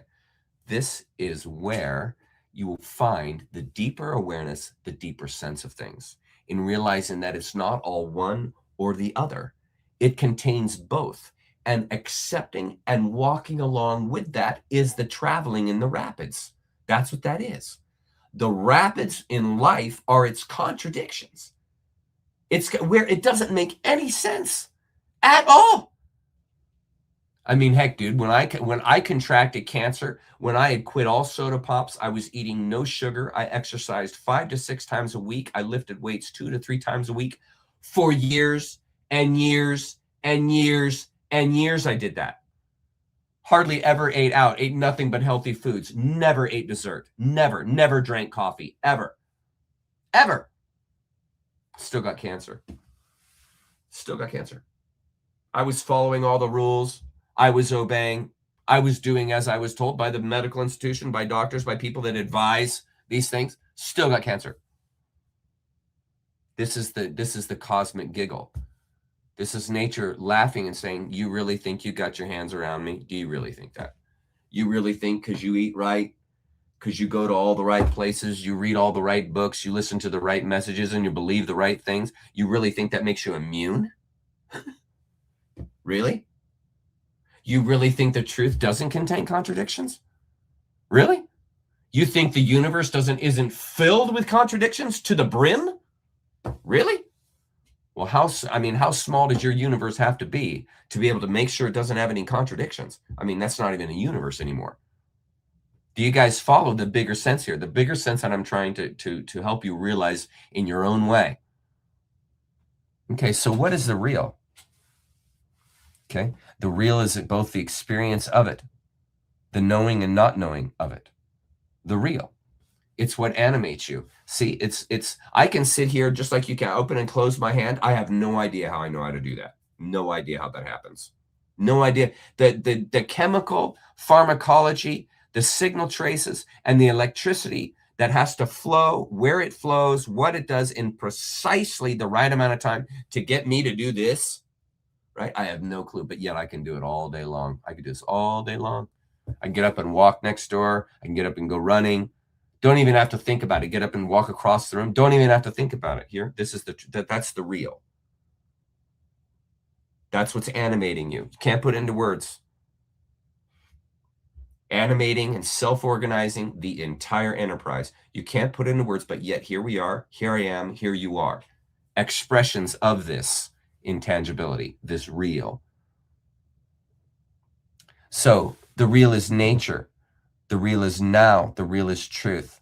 I can only know the truth now, in the present moment now. I have to experience nature now to know the truth. These are all synonyms for the real, because the real can't be put into words. Let me ask you, chat, is this correct? I'm going to post up comments. Bam. What do you think? Are you jiving? Are you guys jiving with this? Do you guys see the logic that I'm following here? Would you consider it to be correct, or would you consider it to be a load of tosh? Hi, Maria. Facts, Gerbo. Nice. I don't, Bo, for what it's worth. What do you guys think of what I've put up? I just want to make sure that none of you guys are like, dude, this guy is completely lost. And if you think that, that's fine. Shoot me a question. We okay? Should I just keep rolling? Good. Glad you like it, Fortune. Right on. I believe this to be correct based on my experience. Nice. Thank you, Daniel. Here. This is directions to apotheosis, the real teachings of wisdom schools before. Thank you. I appreciate that, Real Street Shaman. Thank you. Good. Okay, good. Let's keep rolling then. Let's keep rolling. Okay. So what is the real experience? So how the only way I can know truth is if I experience it, right? I can't be told it. Can't be told. The truth can't be told. It can only be felt. I can only experience it to know it. And when I know it, I can't put it into words. It's beyond words, right? So here, look. This means, now what? Now follow. The experience of the real, think now, watch. The experience of the real contains, lo and behold, thank you, Yogi Berra, experiential consequences. So how do I know the real consequences? The wake. What I experience as I engage it. The consequence of my behavior. The consequence of my now, right now. This is the experience of the real. Now follow. Now watch what happens when you experience these consequences. Look what happens. Now I'm going to let you guys in on something that happened on Thursday that was unexpected. Now I worked on this all day Thursday. I'll put it up here. I'll do it like this. Add to stage.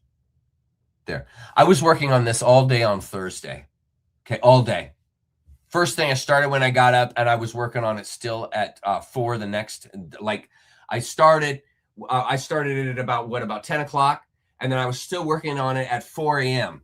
So went all the way to 4 p.m. I kept going all the way to 4 a.m. Okay, that's how much time I put in this. And so while I was doing that, I wrote this list. I swear to God, this is what happened. I wrote this list: authenticity, transparency. These are the consequences of experiencing the real. Authenticity, transparency, compassion, selflessness, identity, presence, faith, and love. Now, as I was typing these out, I was just sitting there thinking, okay, what would a person experience when they experience the real?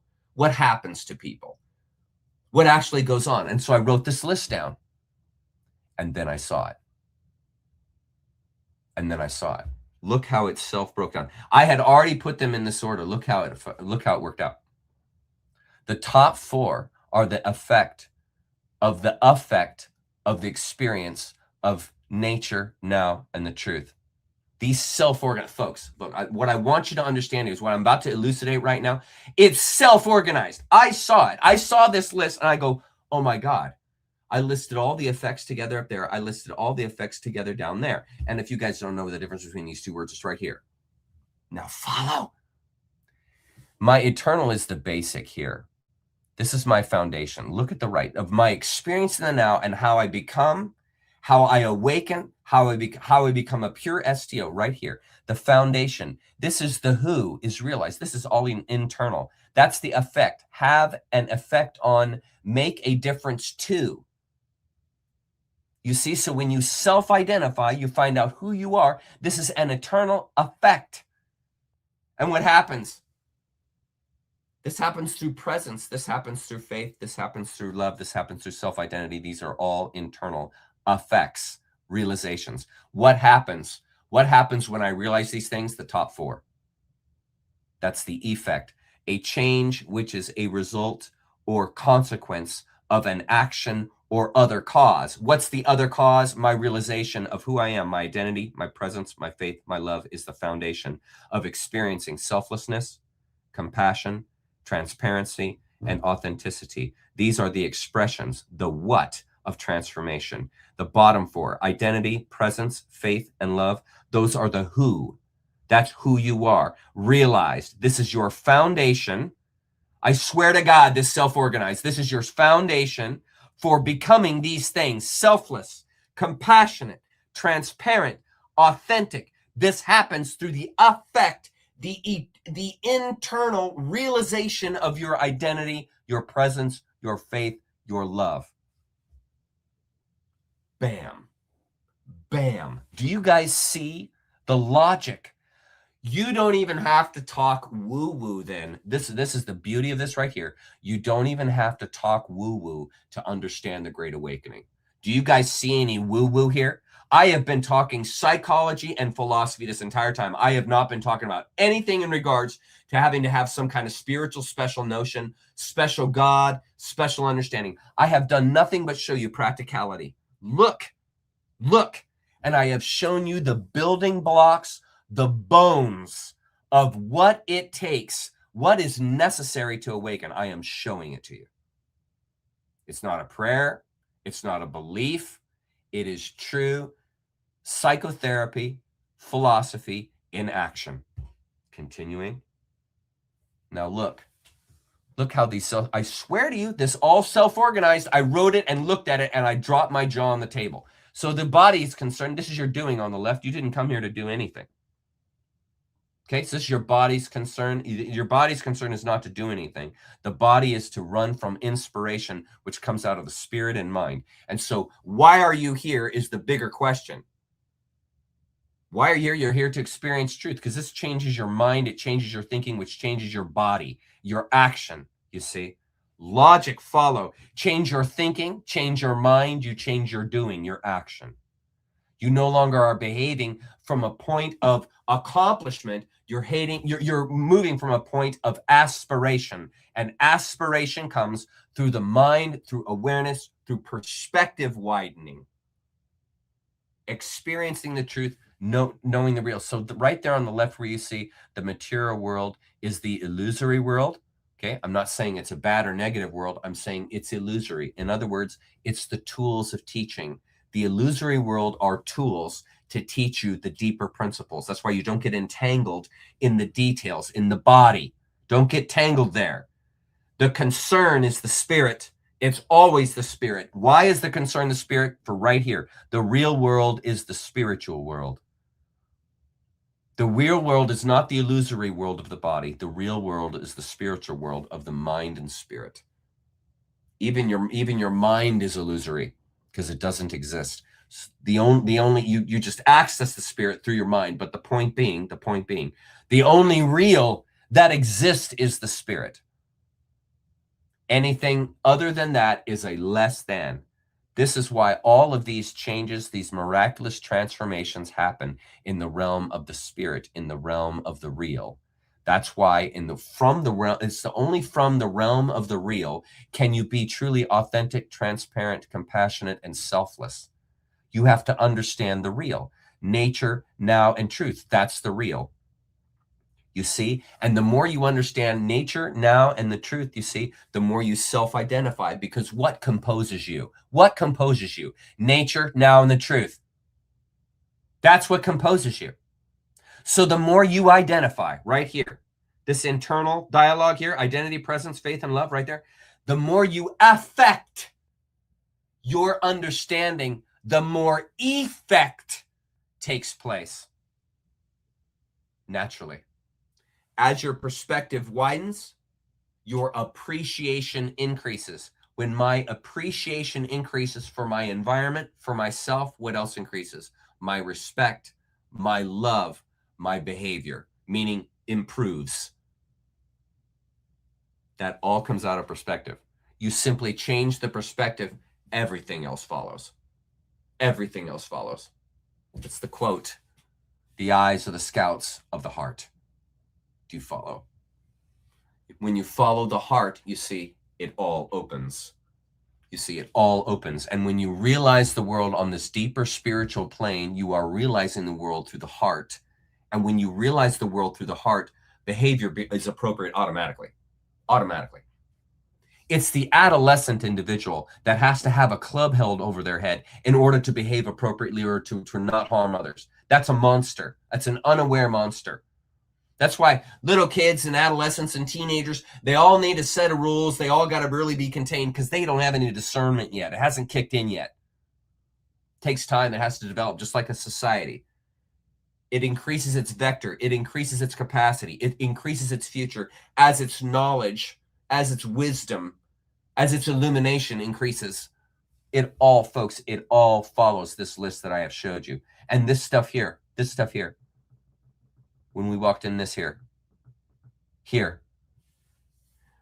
What I'm trying to emphasize and help you see is that this is the psychology. This is truly the psychology of awakening.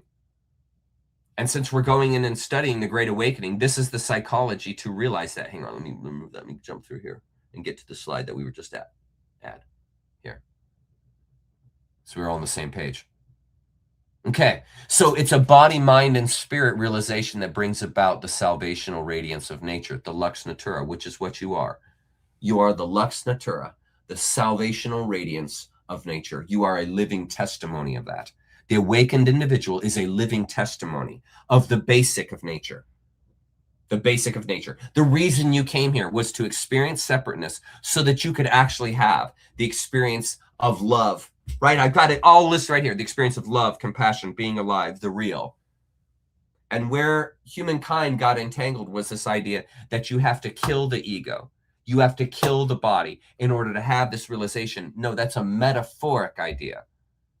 You metaphorically kill the ego, meaning your entanglement with it. You let it just be the tool that it is. Don't make it more than it is. And the ego is here to be a tool for you to experience love, for you to experience compassion, for you to experience actual being, an independent, self-willed, sovereign being. Folks, that requires separateness. Do you see? And this is why I'm always saying there is no such thing as separateness.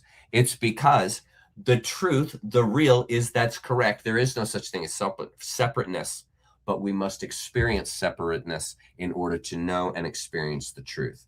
There's your contradiction, friend. Do not become entangled. Do not make it more complicated than it already is. And you see, if you integrate these concepts, you become the light of nature. Yeah. Next, okay, so then we continue on with the lecture here next week. What time is it? 6:30. We might continue on some of this week. Let's go to chat. Let's see what you guys are doing in chat. Let's see what you guys are doing in chat. Here, I'll remove this. And let's see if you guys have any questions. I'm going to list it up here. Do you guys have any questions with what we've covered? Lay it on me. Fortune question. Oh, gloom or doom. Okay. Save high verbal and fortune's questions right there, please. Okay. Chuck, what are your ideas of ego nature, animal kingdom nature? This is all part of having experience. Ego in nature. Now, the ego in nature, remember the consciousness capacities. Okay. So the animal has a 2D capacity. You can even have an OP, which is a human being, that has a soul, but it doesn't have a capacity. Like animals have souls. We all know that. Animals have souls. Humans have souls. You know, all these things have souls. Trees have souls. Everything has souls. Okay. So we know that. There are capacities within the soul, within the spiritual, what's called entelechy, the potential. Okay. And all of us, you guys can't argue with this, all of us have different potentials in our awareness. Think about it. The lion is not nearly as aware as you are. Right? The lion isn't aware of the deeper context of life. It's starting to get there. It's cluing in, but it's not there. Like a dolphin or an elephant. They're starting to clue in. There's a little bit more there. And so these are different layers or levels of capacity or ego within the world, within the life ecology, economy. And so your ego, your sense of identity, your sense of uniqueness, your sense of separateness is necessary, right? The tree needs to know it's separate in the sense of it's doing the tree thing. It's not doing the grass thing. It's not doing the cloud thing. It's not doing the ground thing. It's doing the tree thing. And it apples, if it's an apple tree, it's appling. That's the tree is doing. It's appling. We people, we make more eternal life, meaning we make more babies, which is more eternal life. We people. Okay. And so this is just a general sense of what is happening in the ego sense and the material sense, which is all part of the realization. In other words, it's okay to have an ego. Just do not let it run your life. Do not become entangled with it. I hope that answers your question. This is my favorite thing to do is answer questions. Hi, King.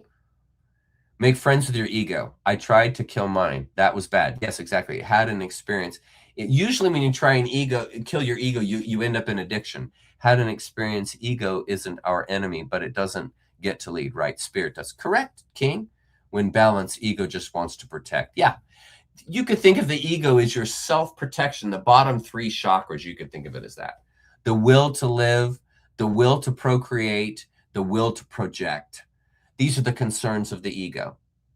And so these are your basic foundation. Do not deny these things.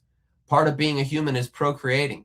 Part of being a human is staying alive, doing what's necessary to stay alive. That's your ego.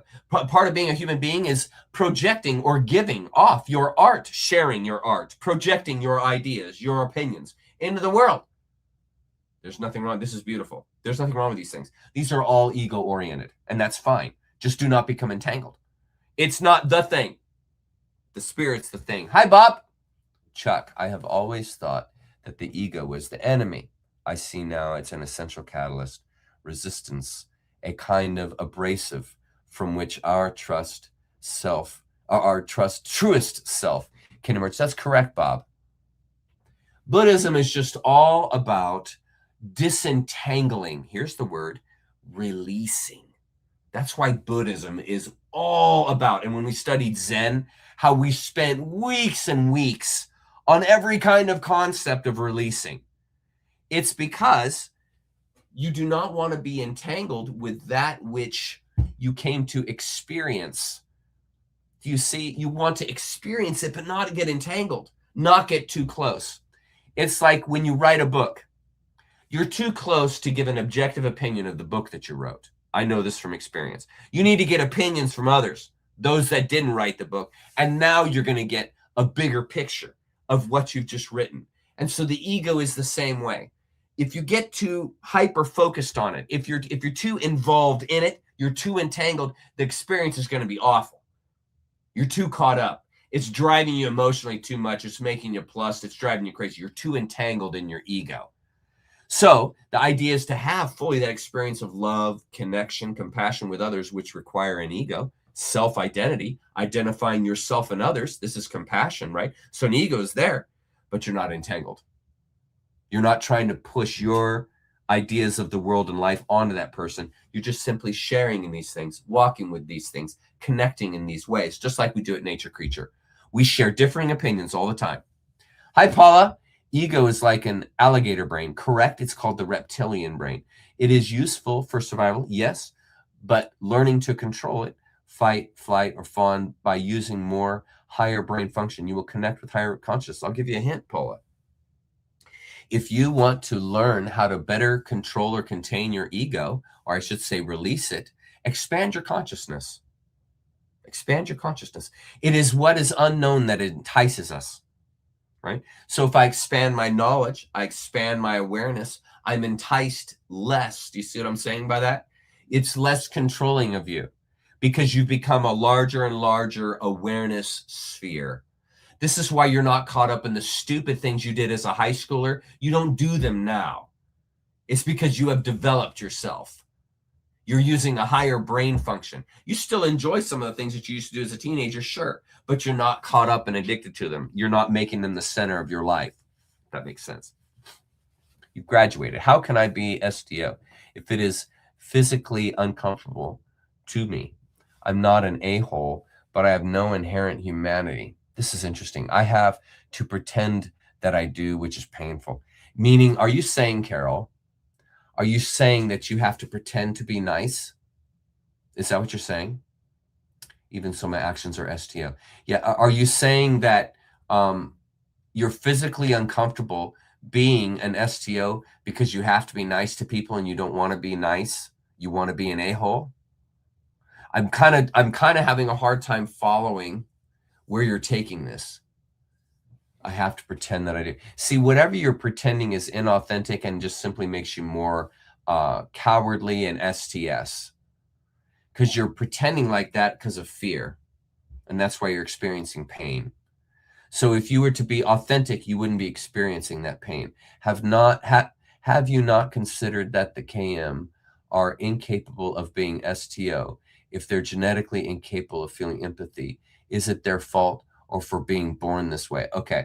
we're going to be getting into some really complicated shit here that would be better if we spoke face to face. I will try to answer this one-sided, but this is a conversation that we go back and forth with typically. But what the KM is composed of are STS, but they are 3D and 4D capable in their mindset, which tells you how much of a monster they are. In other words, they are fully capable of being STO 4D, a compassionate, loving, caring individual. But they purposefully don't want that, which is what I'm thinking you were asking that other question. They don't want that. They want to be STS.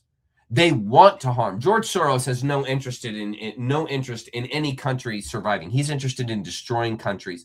He's interested in taking down everything and taking all of its assets and benefiting from it. Pure STS. Okay? This is the composition of the KM. They could be STO. They have the capacity in them. That's why they're so shrewd. It's why they know how to utilize egregores. It's why they know how to deceive and lie so effectively. It's because they have a higher consciousness, which allows them to exploit their knowledge. Do you follow? You got to be a pretty smart dude to con an entire country, to take over their government. You got to be pretty sly. You can't be an idiot and do that. When the KM regicided all of England, they weren't being frivolous about it. There was a concerted effort that was planned and put into place, calculated, in order to move in and regicide all the countryside. These are calculating, aware people, but they don't want STO. They like deceiving. This is what I tried to emphasize in the KM series that I did.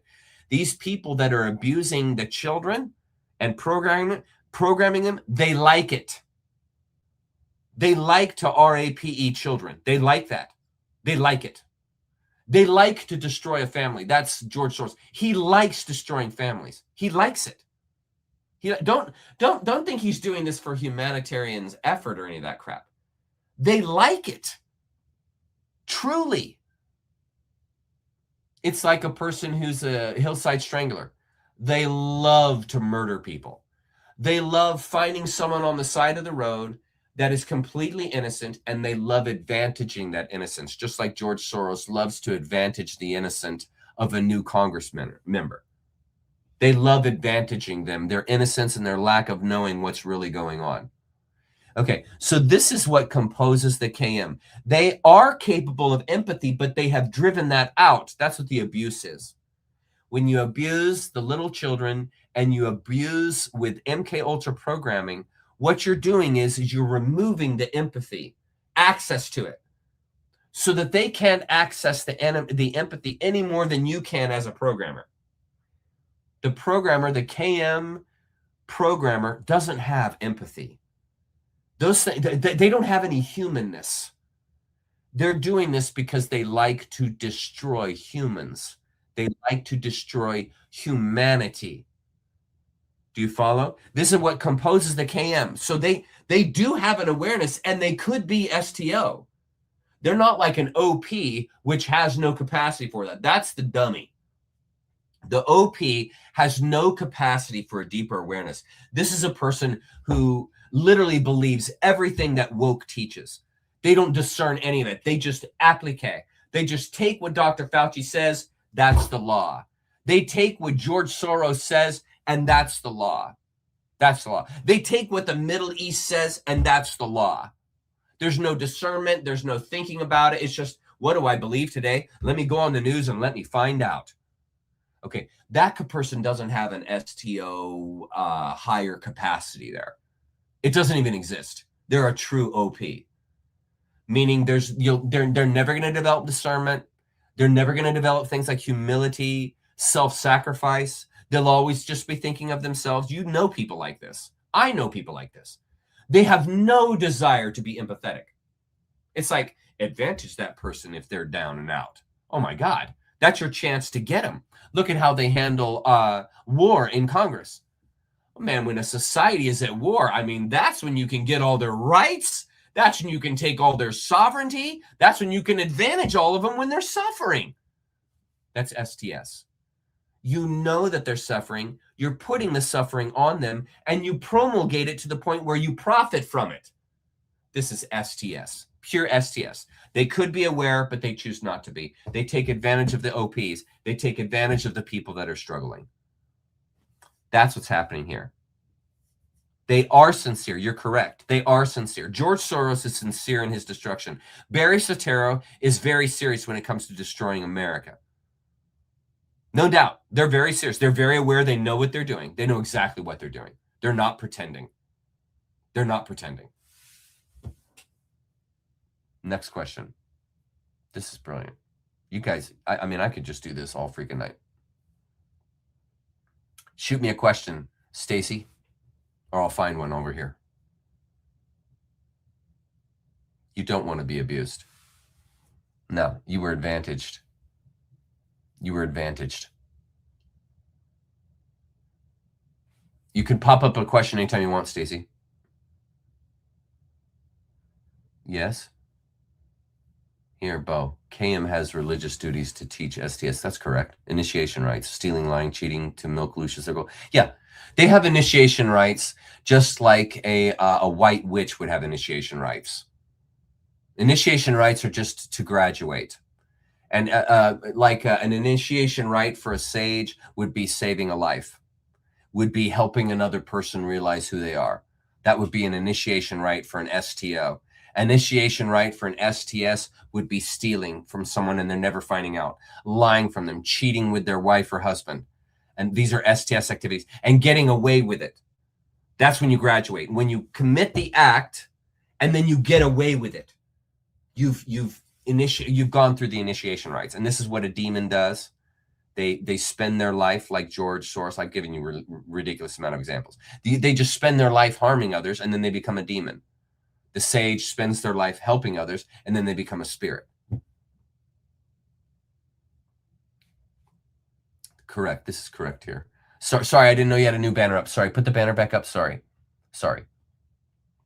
Do you know of Darius J. Wright? He talks about a coming golden age and wonder what you think of his teaching. I haven't seen him. I've been referred to him. I just haven't had time to see his work. I'm sorry.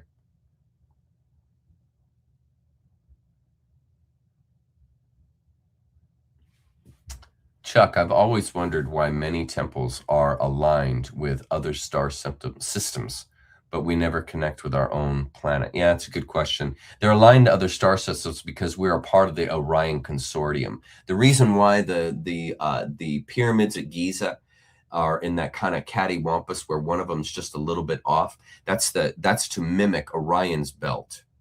If you look in the sky and see Orion, you'll see that Orion has a belt, and the belt is 2 points or two galaxies or stars, and then another one, but it's a little bit off.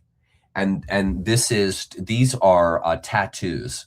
These are put on the earth by the controllers, those that were controlling the earth, as this is our land, this is our planet. They put markers on the planet so that it's like you hang a flag from your house, like maybe your family crest, and you're marking, this is my home, this is our territory.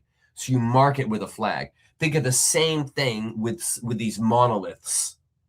They're put into these situations and shaped and placed on the planet like that to say, this is owned by that other system. This is like branding a cow. Same idea, except those pyramids contain technology. They combine the branding of the planet with technology.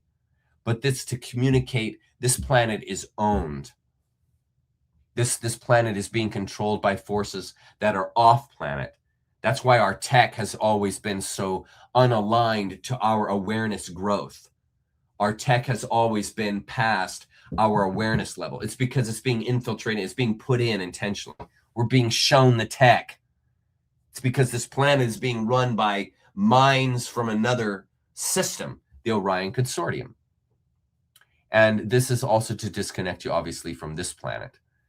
It's not to align you to this planet. It's to align this planet to those ulterior motives. Just finished watching your Came series, and it taught me to ask questions. Very good. Awesome. Glad to hear it, Fetman.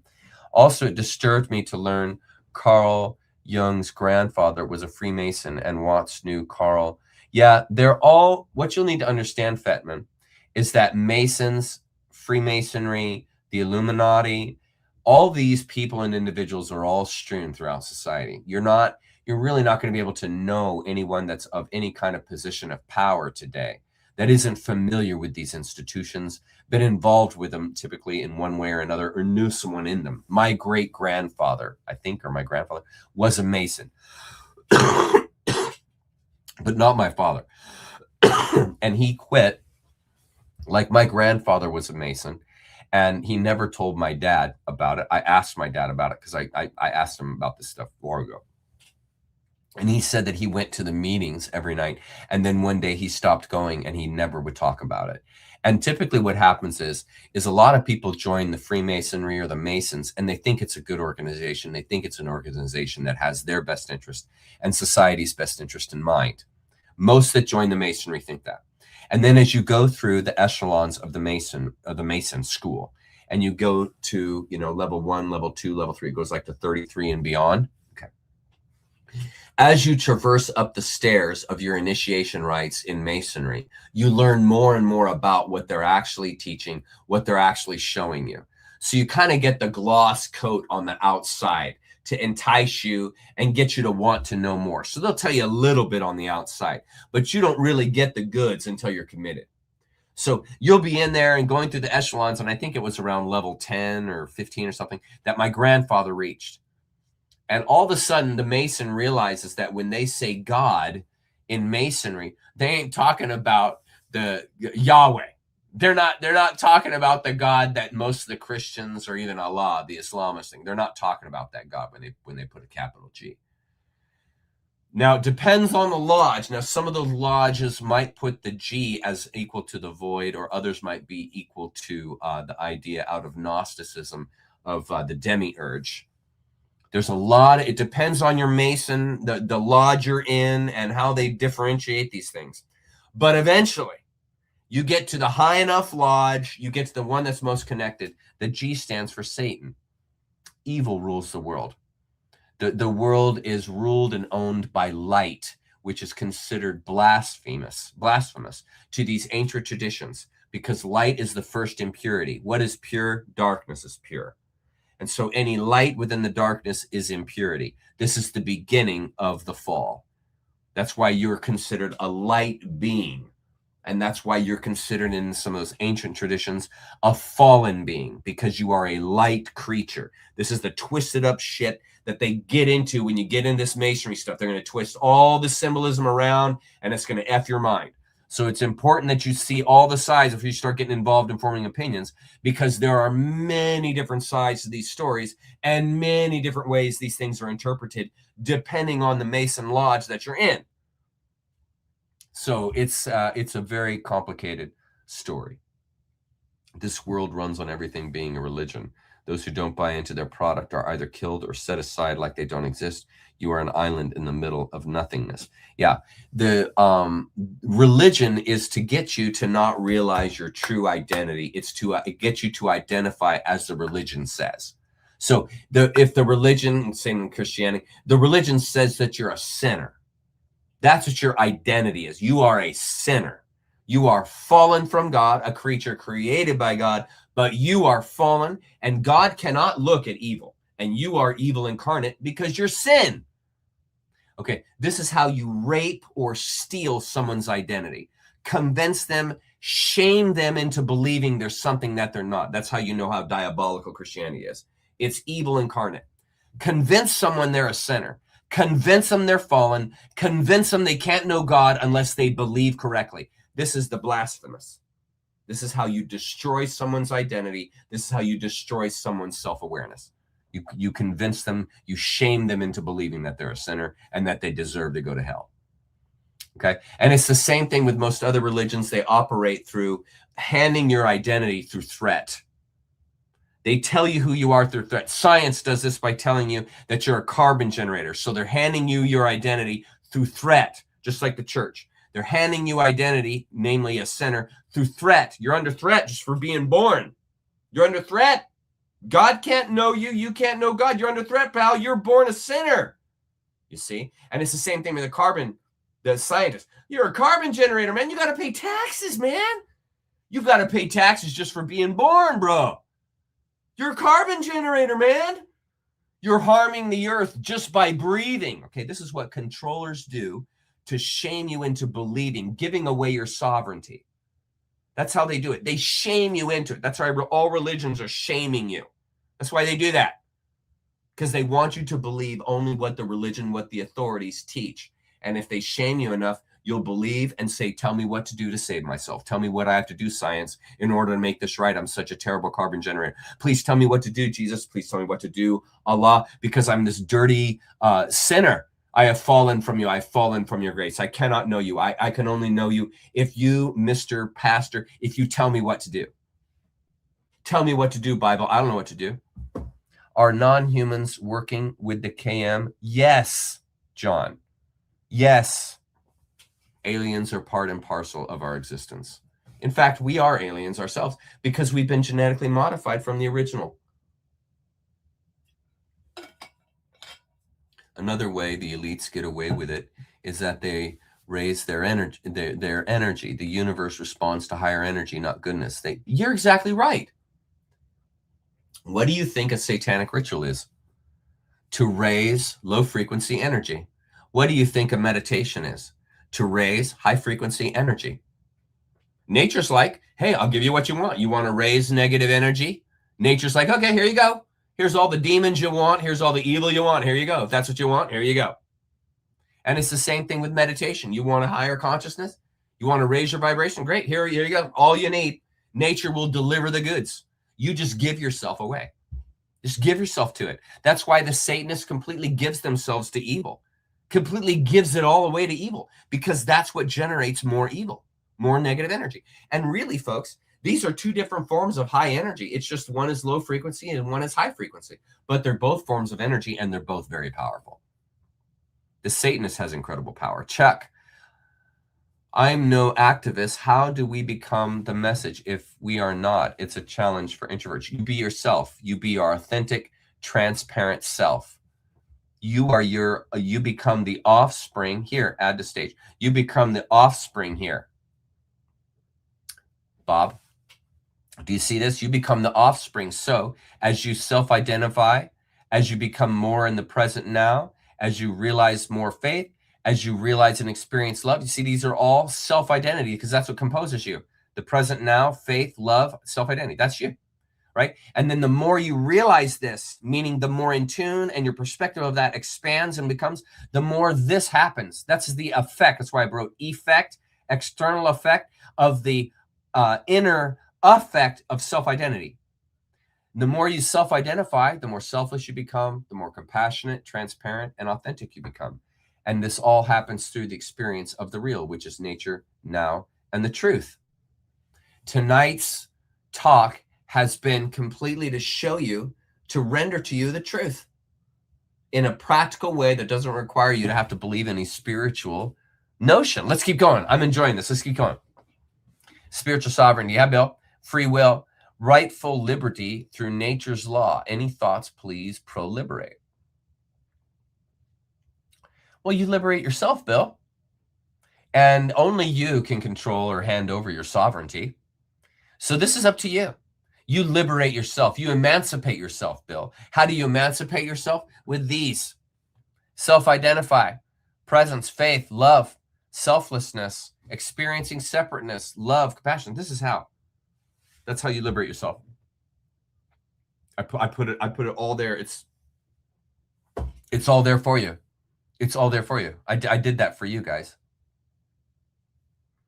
I'd love to know if the Ashkenazi Jewish they're not true Jews. I'm baffled by how many people in the U.S.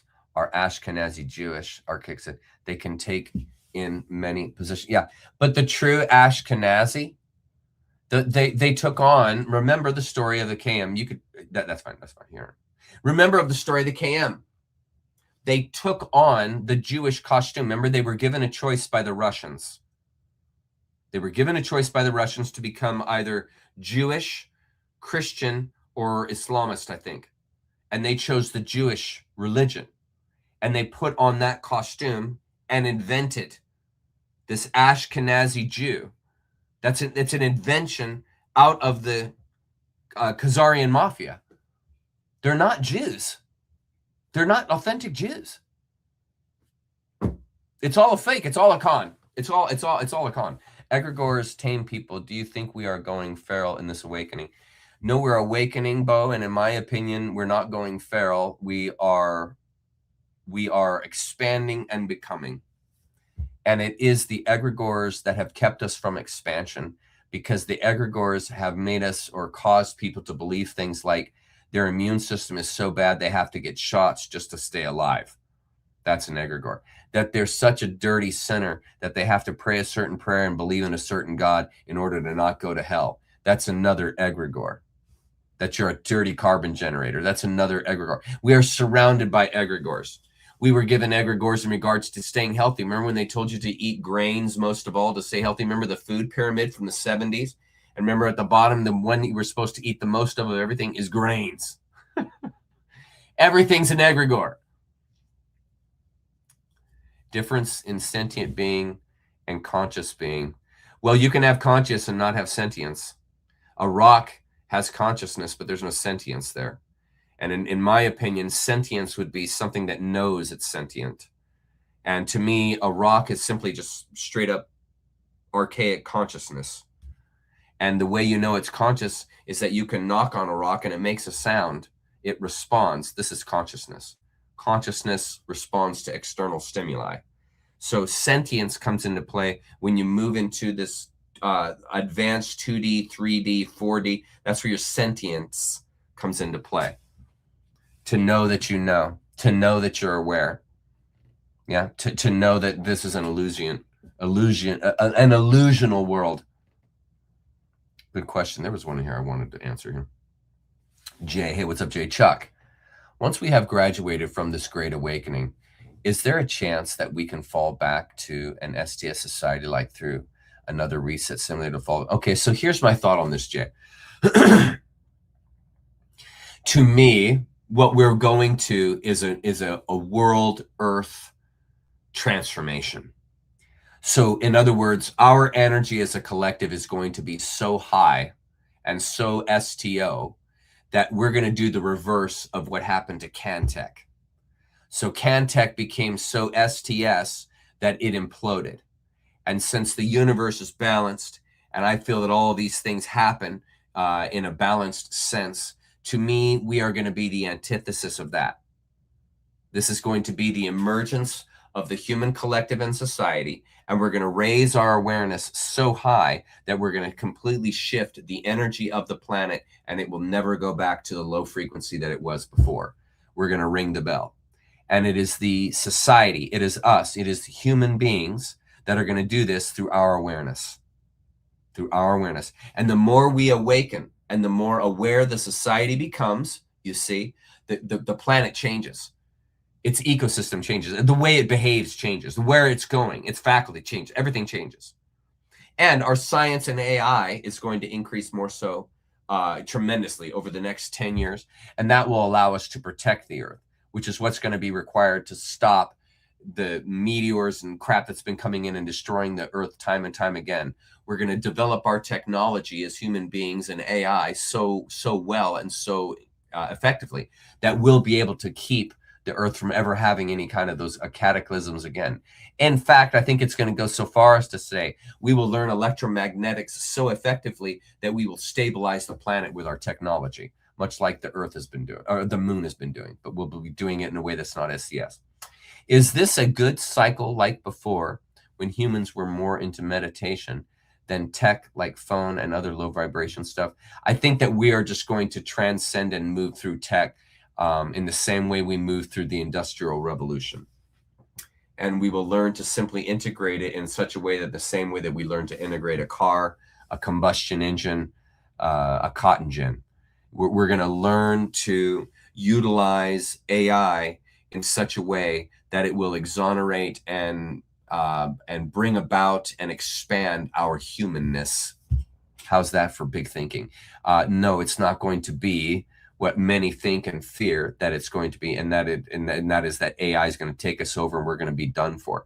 I'm of the notion that that's not going to happen. We certainly are going to be tracked and traced and known, But I think that will be used in a way that benefits us, not is negative to us, because we've been in a negative world and the world is leaving that space. So it will be the benefits of having tracking and having everything traced. Things like you can't have crime anymore. You can't engage in human trafficking on a mass scale if every single dollar is tracked and accounted for. You can't be dealing in a multi-million-dollar criminal enterprise mob if you're using digital dollars, and the only way you'd be able to participate in that is with digital dollars. And with the world that we're going to, that I am convinced that we're moving towards, it's not going to be STS oriented. Now, in an STS oriented world, yes, the digital dollar, the digital coin, that's the worst thing that could happen in an STS world. This is why my Great Awakening theory is holistic. Everything changes. Because you can't have a awakened world run by a corrupt system. These things don't happen. If you believe we're moving into an awakened world and not a doomed world, there's no way you can believe that AI is our downfall. Because if you believe AI is our downfall, then we're not going into an exonerated world. Do you see? So you have to change the mindset and begin to see the other side of AI. You've been shown the negative. You've been shown all the bad stuff. Yes, that all is in it, just like the internet has bad stuff in it, has the dark web. It's all part of it, folks, because we're in a world of contrasts, not a world of conflict. So everything has just as much evil as good. So there's just as much good in AI as there is evil. Same with the internet. There's just as much good in the internet as there is evil. Same with money. There's just as much good power in money as there's negative power in money. Same with you. There's just as much negative potential in you as there is positive potential. The earth, the world, the universe is balanced. We have to learn to move into our future in a nonplussed manner. Stop approaching AI in this manner and approach of like, oh my God, it's going to take us over. It's going to destroy us. We got to stop. We got to get rid of it. Oh my God. You're stop. See the other side of it. See the benefit of it. See how it's going to benefit all of us as it grows. And see the world, the cataclysm coming, as not negative, but as a huge positive. How about that? How about them apples? That we're not moving to doom, but we're moving to our emancipation. Fortune, Chuck, there are other people discussing the Semitic infusion, wondering what is beyond the KM and how. You are on target with that, as difficult as it is to comprehend. Thank you, love you. Thank you, Fortune. Yeah, the Semitic infusion was part of the way that we were genetically altered. We are not the same genetics that we were 300,000 years ago. We have been infiltrated. We've been dumbed down. Our life has been shortened by over 900 years. We now have cancer. We now have all these different disease and mental problems that have all been instigated and put into the society that have harmed and really done damage to us, in my opinion.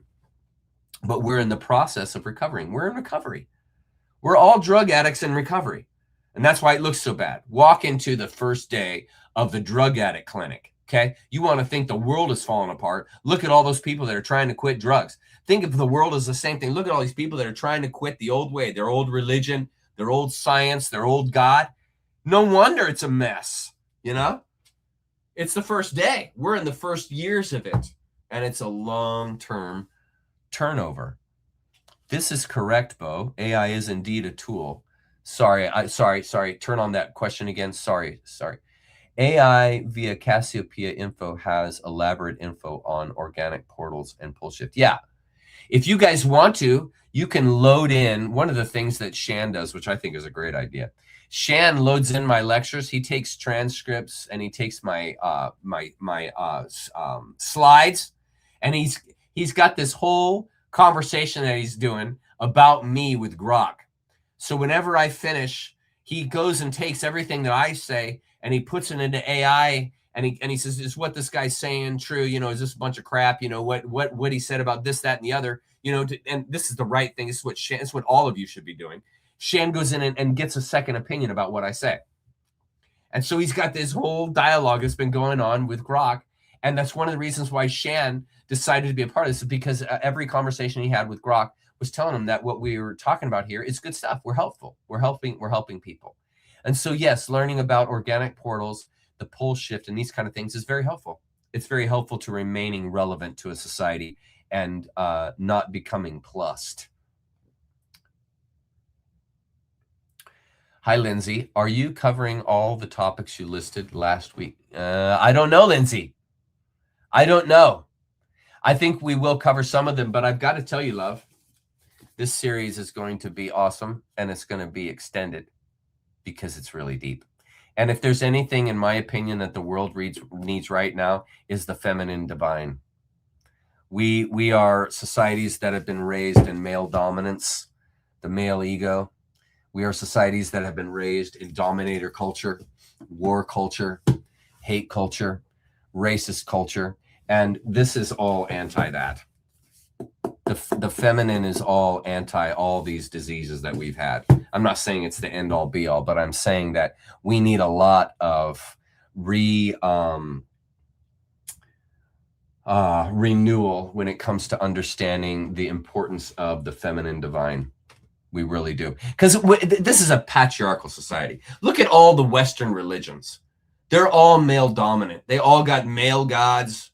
I mean, it's the whole thing is male dominant oriented, and we are just sick from that. And we really need the other side of the coin. We need the other side of the coin. Mwah. Love you, Joe. Love you, Joe. Do you think we're in some kind of simulation where the universe is working like an expanding collective information source, experiencing itself through everything in it? Your opinion?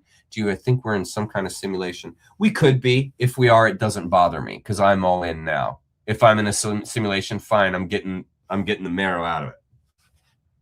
I'm not going to cop out because there's a theory that means that I could possibly be just a computer program. Fine, if that's what I am, fine. I'm getting the most out of life now.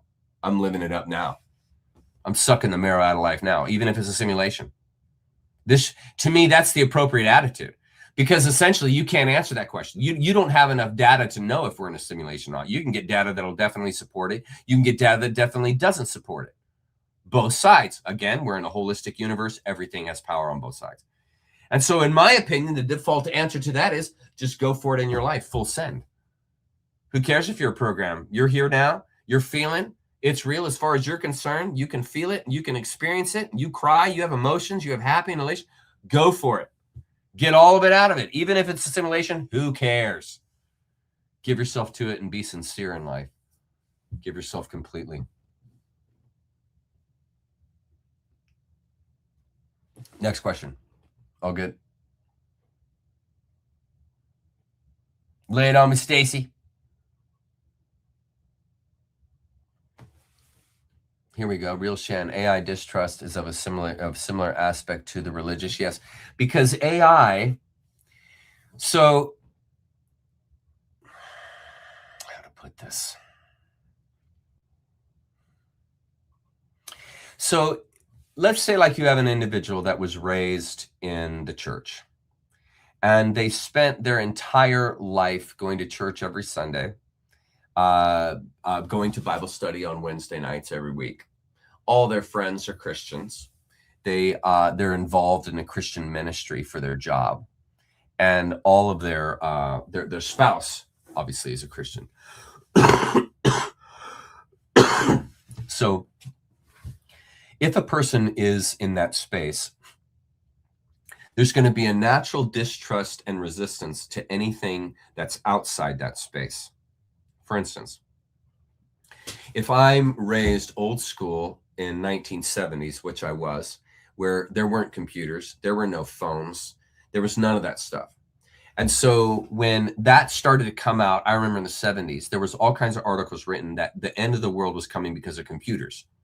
And we found out that like the computers are going to get smarter than us, and eventually the computers are going to completely destroy our lifestyle. And so there was a whole movement of people that didn't buy computers and didn't want to get into computers. There were even companies that didn't want to get into it because it was seen as like this electronic world is going to take over our analog world. And so there's tremendous resistance to the change. The Christians in the same boat. They've been on the same farm their entire life. They've always answered the questions the same way. They read their Bible each week. They answer their questions with the Bible and so on and so forth. All they know are the routines, the dialogue, the vocabulary of biblically oriented understanding and approaches to the world. Well, if someone like me comes along, an iconoclast, and I open the gate to the farm, and I show that Christian, here are all the psychological reasons why it's a really bad idea to believe in what you do. Here are all the spiritual reasons why you're going to be withheld and why you're only going to be able to reach a certain amount of awareness of spirituality as long as you stay in that religion. And I lay it all out for you really clearly. Okay, the first response to most any Christian is going to be, away from me, Satan, away from me, and to not listen to anything I say, shut the door immediately and run in the other direction. Run from temptation. You're taught to do this in the Bible. Run from temptation. Run from any kind of idea that's going to lead you away from Christianity. So there's a resistance there. AI is the same way. We were raised in 70s. We were raised in an analog world. And then we went into computers and found out, wow, computers are actually really cool. They can really help us out a lot. And now the whole world runs on computers. It's awesome. AI is coming in the same way. And it's presenting a whole new field, a whole larger field, having to do with digital, that is overwhelming in the same way the religionist gets overwhelmed when they're shown a larger spirituality than Christianity. It's overwhelming. It's just like, the heck with that stuff. It's too much. And so we see AI the same way. So there is resistance to our moving into AI, but the same kind of idea, the people that are resistant to leave religion, resistant to leave science, resistant to leave their history as they've understood it. This is part of the Great Awakening, because we have been made to be stubborn through that Semitic infusion Fortune just mentioned a couple minutes ago. That Semitic infusion was designed genetically to cause your DNA to fall into egregores and to believe lies more easily. It's a disposition put into you, like a disposition you would have being an alcoholic born from alcoholic parents. If you are born from alcoholic or abusive parents, you will have a disposition for alcoholism. You will have a disposition for abuse, because that's the environment you came from. Okay? And it's the same thing with this whole moving through the Great Awakening. We are predisposed from the worlds that we have come from. And so a new world, a larger perspective is very, very scary, because it's full of all kinds of new ideas. It's full of all kinds of new concepts. It's full of all kinds of new experiences. And just like you have apprehension before you go on a roller coaster as a child, you have apprehension before you go into the Great Awakening as an adult. Do you follow? Do you follow? And we have to walk past those things. That's what I talk about when I talk about courage, self-responsibility, doing the hard thing. That's called the Great Awakening. It's not easy. The Great Awakening's tough, man. It's tough. You got to leave your religion. You got to leave the science. You got to leave the medicine. You got to leave your authorities. You got to start disobeying. You just got to start thinking for yourself. You got to start trusting yourself. Folks, these are hard things to do. These are hard things to do. AI is void of primary and secondary consciousness. It is one or the other, but void of both. Yeah, that's why we're going to use it to our advantage. Because we have this thing called creativity, and creativity is the most powerful force in the universe. Computer doesn't have creativity. We have it, because creativity comes from the void. That's called talent. That's why some people can play the guitar better than you and will always play the guitar better than you. They just got the natural talent, man. They got the natural creativity, creative gift. Sorry, find another talent. You know, I would love to be this, that, or the other, but that's not my talent pool. So I got to focus in on my talent pool. Can we touch on law and how connected with religion it is? That's too wide a concept. Let's narrow it down some. That's too far reaching. I couldn't narrow that down. Narrow it down and name a law or name, religion or something. Let's get it narrowed down, because just law and religion and how these things go together, it's too wide. It's too wide. Yes, they did. Yes, they did, Selena. Is Maxfield Parrish work a snapshot into the underworld ecstasy garden of Allah? Maxfield Parrish work. I'm not familiar with his work, so I can't comment. I don't know. This is correct. That's correct. That's correct. They intentionally made him God, in case you didn't know that. The Order of the Black Snake made Jesus God intentionally, so you could never question what he said. And then they're the authority. They made God. Look, follow the logic as a Roman imperialist. So you make Jesus God, and then you write the book that claims all the things that he said and make yourself the authority. Do you see how that just worked? It's a Hegelian dialectic. You make yourself the, well, it's a con. You make yourself the authority, then you hand the authority, the words, to the public, and then the public obeys the words you handed to them. That's how they made up Jesus.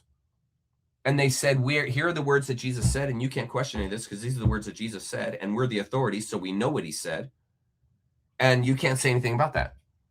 And this is how the Catholic Church took all of your sovereignty. They made themselves the voice of Jesus. They made themselves the voice of God. And therefore, any believer that believes in what the Catholic Church says, which is the Bible, right there, you've fallen into the trap. You believed what they wrote. You're part of the egregore. Now you're part of the lie.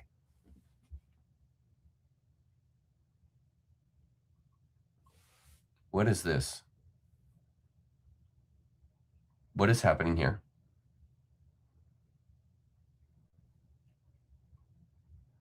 Are we okay? Everything okay? Mods, we okay? Do we need to move to another question? This is correct. This is correct. Roman Imperial cult created new Christianity. This is correct. That's correct. Sorry, I didn't know I took down a banner. Put it back up, please. Gloom, more doom. Burn the libraries that say otherwise. Yeah, exactly. Cover the tracks.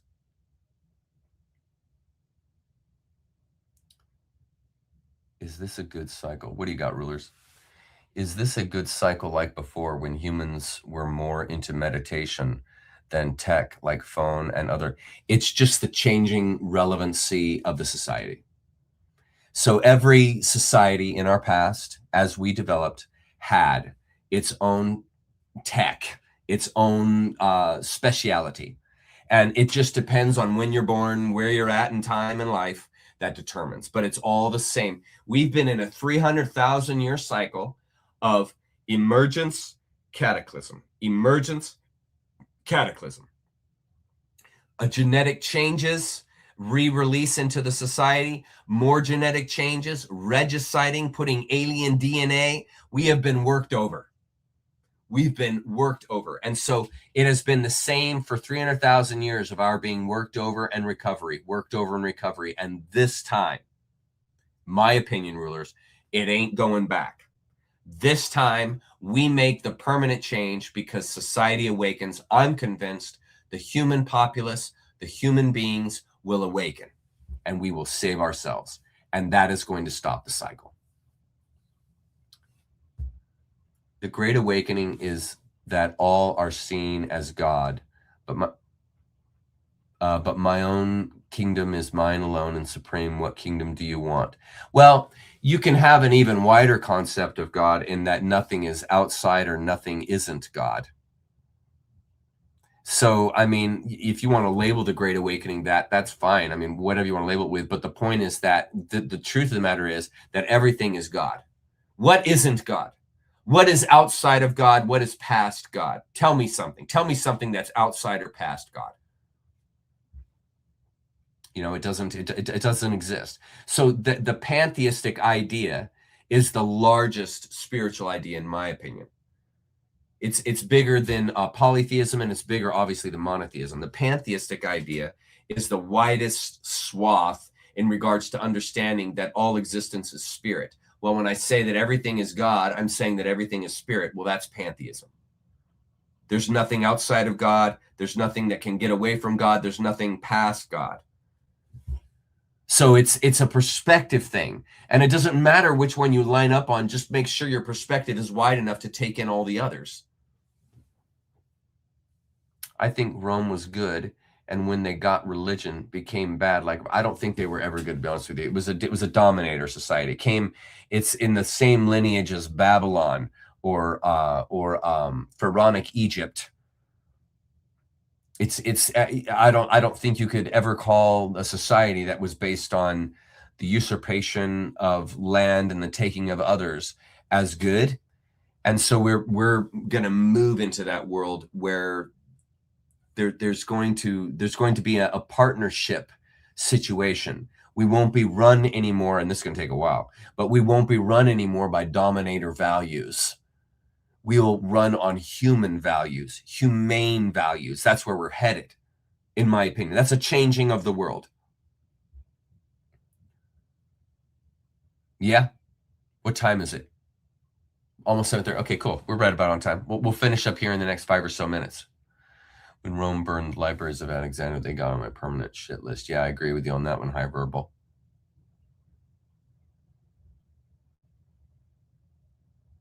This. What I was referring to previously, hi, Carol, was a hypothetical. Can a psychopath be STO if they are incapable of connecting with others and being authentic? I mean,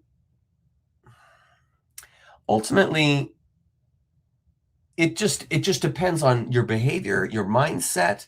There's a flux between these things, and you can move between STS and STO all through your life, and that's what many of us have been doing.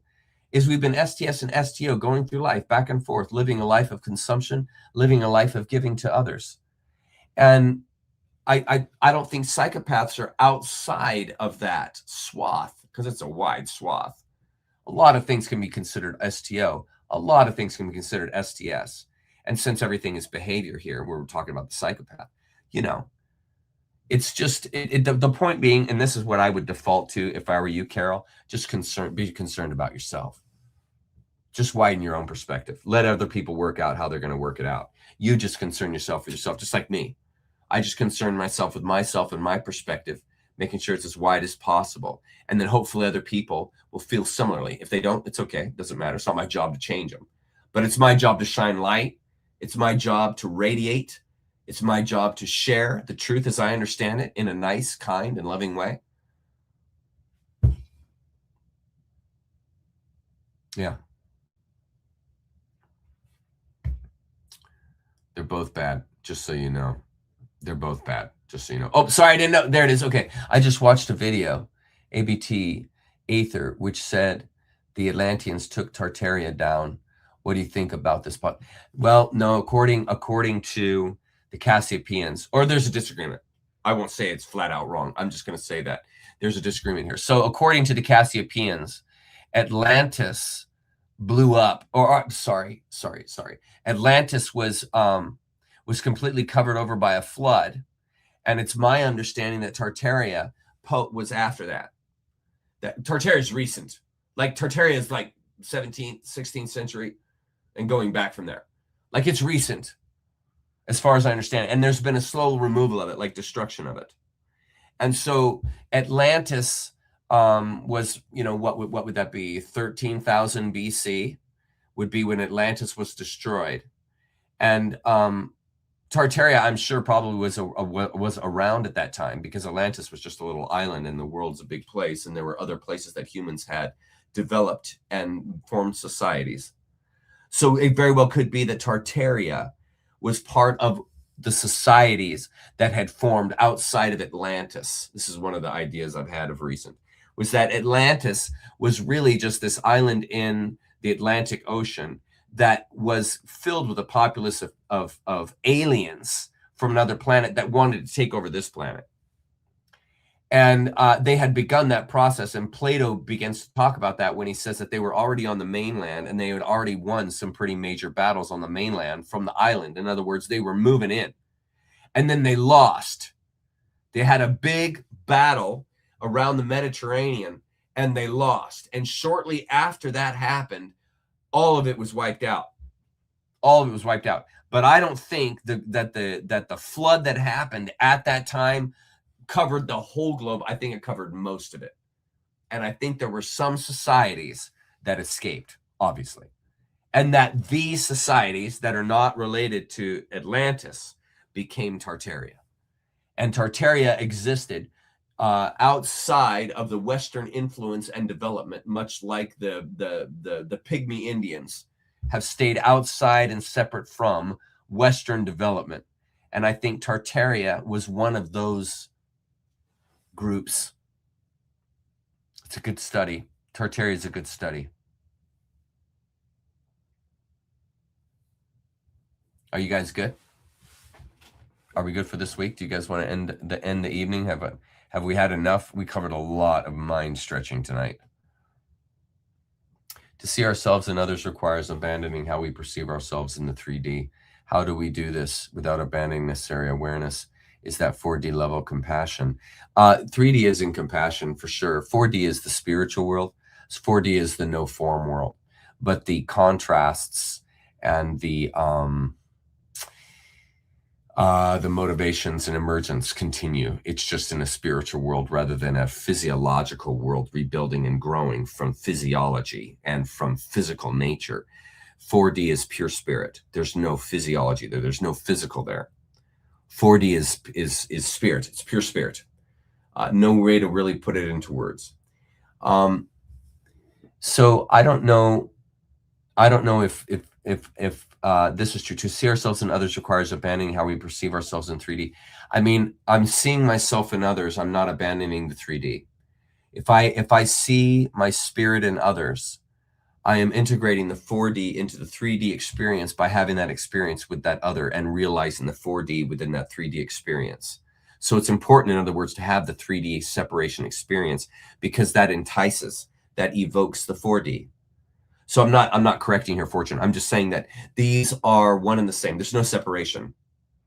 So the perceiving yourself in 3D, this is to experience love. I must perceive myself because I must perceive myself as a form in order to love, because love happens through the unifying of form. So even though the identity of the forms is identical, the forms themselves are different. That's the perception, the illusion to perceive oneself as different. And this is necessary to experience love, which is why we came here. So we came here to have the separate experience. That's the oxymoron of this whole thing. But we came here to have the separate experience, but you see, not to entangle in it. And so it was confused that you have to kill the ego to disentangle. That's not true. You disentangle through awareness and consciousness expansion. That's how you disentangle, not through focusing, the tight thing. Are we good? Shall I play the postlude to finish us out? I've got some pretty righteous preludes coming up, postludes for the next couple weeks. I'm excited about for you guys to see them. Next week, we'll begin a look here, this slide that I showed you. And we're going to begin to look at, if you don't mind taking that down for 1 sec, Stacy, we're going to be looking at Terence McKenna's view of the Great Awakening. And then eventually, we'll look at Watts's view. I've got some great stuff in there. Watts's view of the Great Awakening. No, I don't want to give it away. I'm not going to give it away. I'm not going to slide away. So we're going to look at McKenna, then we're going to look at Watts, and then we'll look at Jung. It'll be 2 more weeks and then we'll start on Joseph Campbell's Goddesses book. And I'm really thankful to you guys for suggesting the book. It's been being able to think about this week has been really helpful to me in just fighting off depression, the stuff that I'm going through as a family. So this y'all's inspiration to do this was very helpful to me this week. So I really thank you guys for asking to have to cover this. And I'm really thankful to you guys. It's been very meaningful to me to have that this week. So I'll look forward to that. Chuck, I tried to go to the Whidbey Island Air Show today, but got denied entry because I don't have an enhanced driver's license with these new types of invasive controls. How can we be confident? Because the world is changing, friend. The world is changing. It's not going to be oriented to evil. It's going to be oriented to balance. And we're going to do that as a collective. We are going to do that because we determine our future by what we think. And we're all going to change the way that we think as a society. We're going to change the way we are as a society and how we behave. And that's going to change how those controls are used. This is the key. This is the key part, to understand that there's just as much negative in having an advanced driver's license or enhanced driver's license as there is positives. There's positives and negatives. Absolutely. There's positives and negatives to, taking on a new business. There's positives and negatives to both sides, and hopefully the positives will win out for you, but sometimes the negatives win out. And so what we have to see with this continued tighter and tighter ring of digitality, is that even a word, of digital stuff in regards to you, we have to keep the mindset that all this digital stuff is going to form how we form it because we're the creative input. We're the creative ones. We determine it. And we have to have this greater understanding that we're moving into a world of our exoneration, of our emancipation. And that's going to coincide right along with AI. It's part of the way we're going to be able to be interplanetary soon, or multiplanetary soon, and interstellar. It's coming. And AI is going to help with that. But we will be the creative force that drives and serves as the vector for where AI takes us. Love you guys. I'll look forward to seeing you next week. It's been a great night. I will finish up with the post-salute tonight. Enjoy the music. And I got kind of a fun finale for tonight in regards to the Great Awakening. So I hope you guys dig it. I will look forward to seeing you next week. Bye-bye.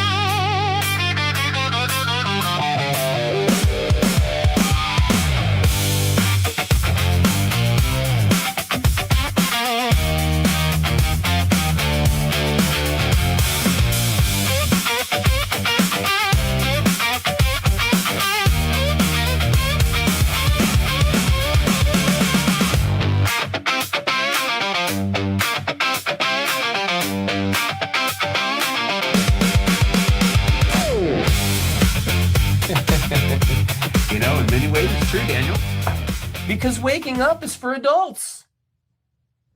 It's for adults. We're doing adulting here. And adults learn to handle cognitive dissonance. Adults learn to respect one another and respect themselves.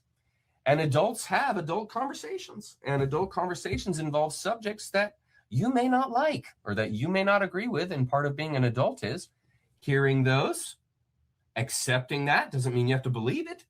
But it certainly means you need the tolerance to stay in the space, my God, and to not call people names because they don't think like you. I mean, why would you want a world of people that think like you? Do you really want a world of Chucks or Jennies or Franks or Jims or Sallys? That's all you get? No. Our variety is what makes us beautiful. Our variety is what makes us beautiful. At some point, you got to be big enough to have someone else share an opinion you don't agree with and to not chastise them and throw them down and call them an idiot. I mean, at some point, you got to grow up if you want to wake up. You got to learn to be able to be in spaces that you're not comfortable.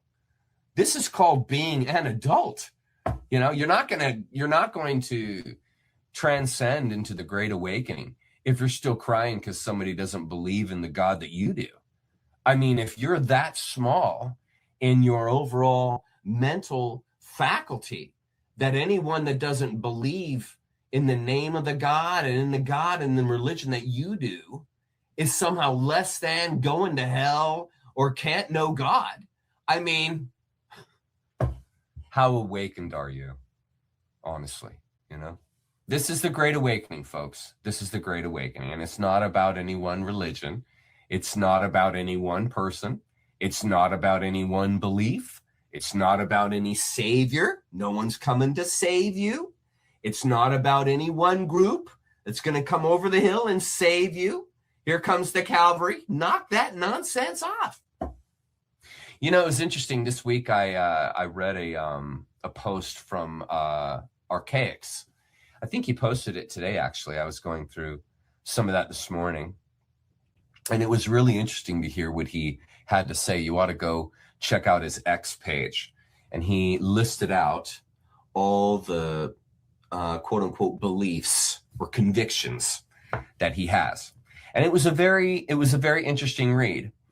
And one of the things that I noticed that he's got a really strong opinion about is that I think around 2040 or so, there's supposed to be some kind of Phoenix event that, in his opinion, also ties into the Mayan calendar. I think it's 2046, that there's supposed to be, I don't know if it's another planet or another energy, another species, something alien or something, that comes in.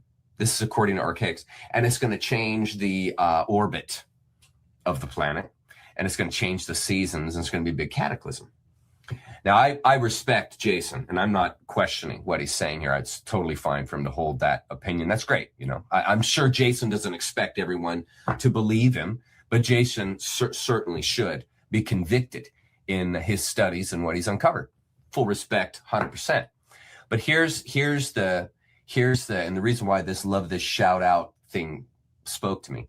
But here's the thing.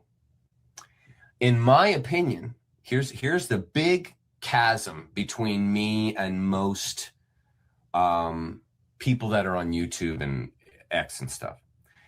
The difference is that I am under a very strong conviction that we as a human species and society, in other words, each individual, has a really big say, follow now, a really big say in what happens. A really big say. Because I am under the crazy idea that the future is not set, okay? It's one of the things you're going to find out about me. I don't believe in the idea of a plan. Now, I believe in the concept of a field of opportunity. And I believe that the field of opportunity called living life, there is room for what is called free will. And free will is a gift. It's a gift to you. Only you can give that away. Okay, no one can take your free will from you. You give it away. That's the way you lose your free will. It's called your sovereignty. Okay, and only you can give that away. Okay, so when you say that the world is a wonder, and then you subscribe to the idea that there's a plan, and that the world's going to end in 2046, well, you no longer can say that you think the world is a wonder, because you think it's under a plan. Do you see?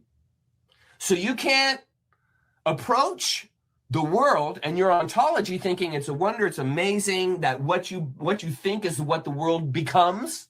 Because if you think there's a plan, if you think there's an unstoppable pattern, well, then you're not in a free will. You're not in a free will universe. You're in a plan. You're controlled. Okay? Now, I subscribe that we have been very limited and controlled in our free will, yet through egregores, we have given up our free will. And it is my crazy idea here. Now, here's the big nugget. It's my crazy idea that because we are entering into the Great Awakening, there is opportunity there, free will, that hasn't been there for a very long time because of the pinch of 3 and 4D of all the 7D consciousness that's occurring. And we have, here's my crazy idea, we have the unique opportunity to determine our own future. And if you follow, folks, follow the philosophy, think deeply here, concentrate.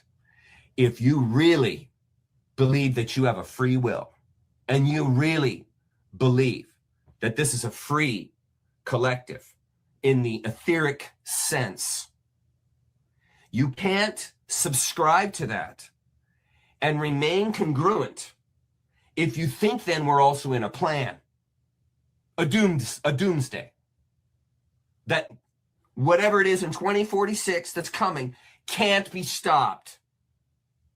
And nothing you can do, if you subscribe to plan, nothing you can do can stop it. In other words, you're not in a free will. You're not in a free space. You're going down. Follow?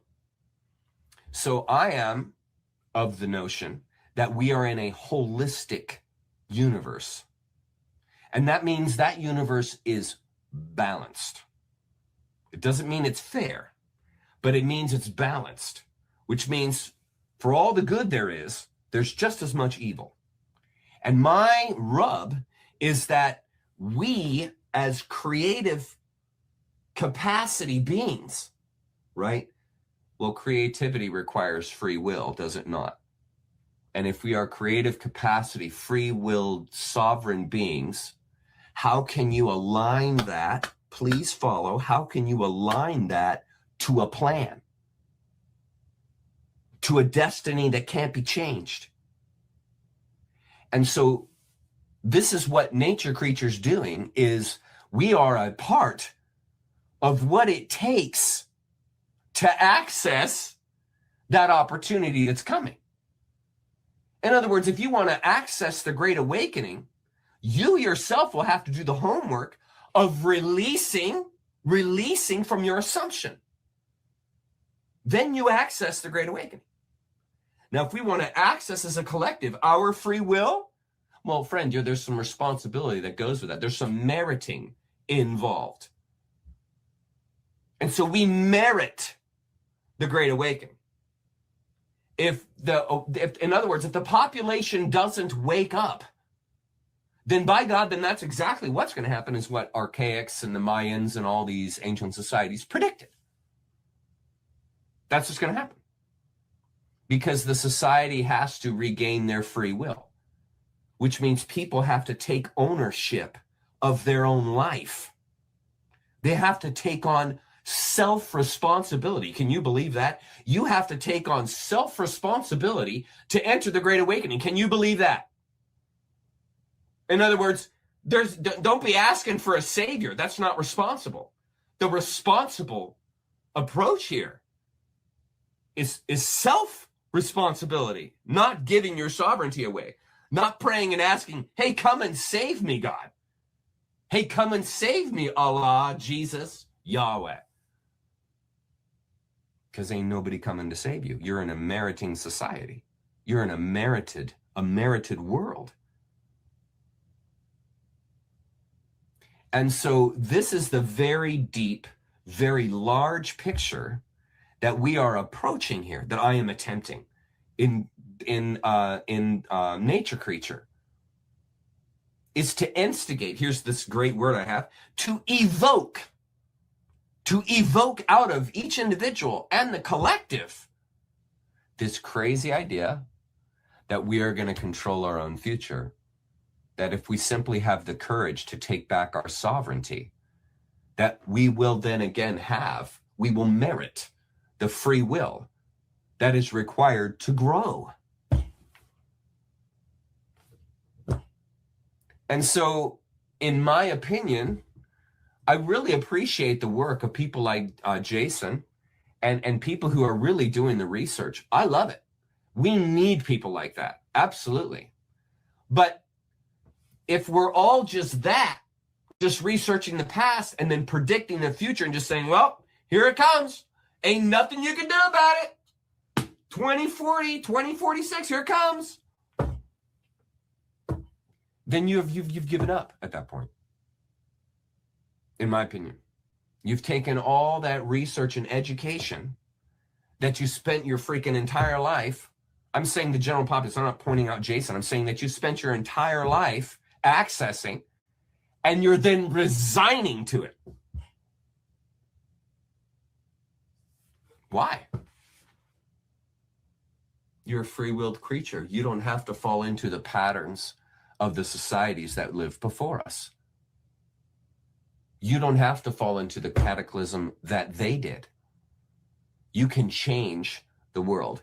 You can change the future. It's called self-identity. It's called self-responsibility. It's called changing the world by thinking of it differently, because the world becomes what you think. So this is the big picture that I am attempting, that we are attempting here at Nature Creature, is a setting, a field, here we go again, a field that isn't destined for the phoenix, constantly the same doom that has happened time and time again. And this is where I completely agree with Jason. I think that we have been doing exactly what he's been saying, that we've been going through these cycles, cataclysms, mud floods, destructions, alien interventions, genetic modifications. I mean, yeah. And what makes it different now is this change in vibration from the black hole. It's the end of the Kali Yuga. We're moving into a human emergence, if you want it, if you merit it. But if you don't merit it, if we don't do the work now to self-identify and to form collectives, groups of people that are thinking like this, then there's no hope. There's no hope. Because everyone then, if that's the case, then resigns, and nature gives you what you want.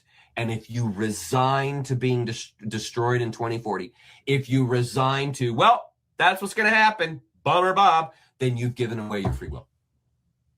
You've turned over your sovereignty to the controllers, the people, the assumptions that you have in your life.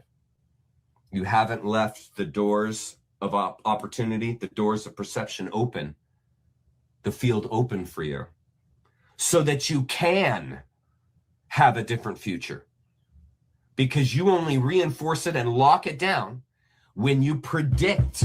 It's another reason why I stopped doing tarot. When you try and predict what's coming, you're locking in, you're putting your vibration into, you're succumbing. You're getting on your knees and bowing to what you have studied in the past. And you're just appliqué, sticking on your assumptions, your most definitely your will, your sovereignty. And do you see how then you absolutely deserve it? Do you see that? You absolutely deserve to be totally destroyed and annihilated if right now in your free will you say, well, it's coming. Doom is coming. What you gonna do?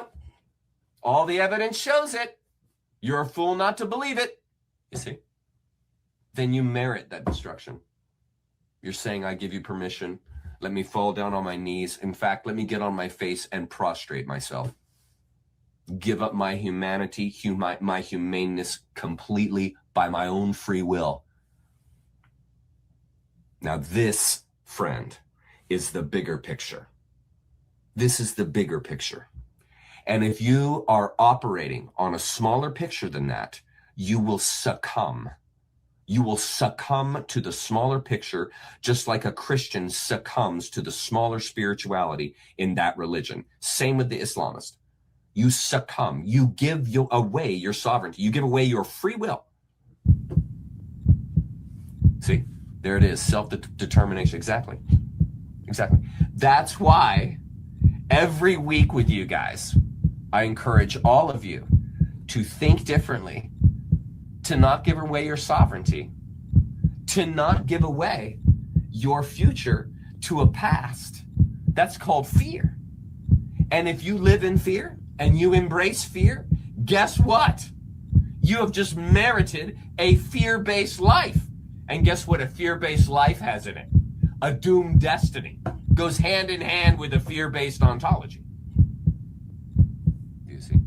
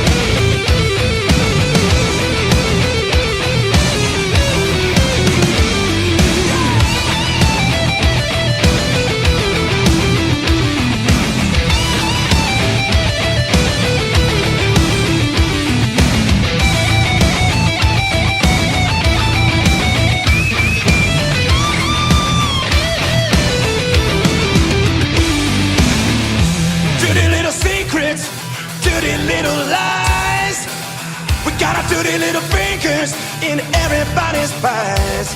We love to cut you down to size. We love dirty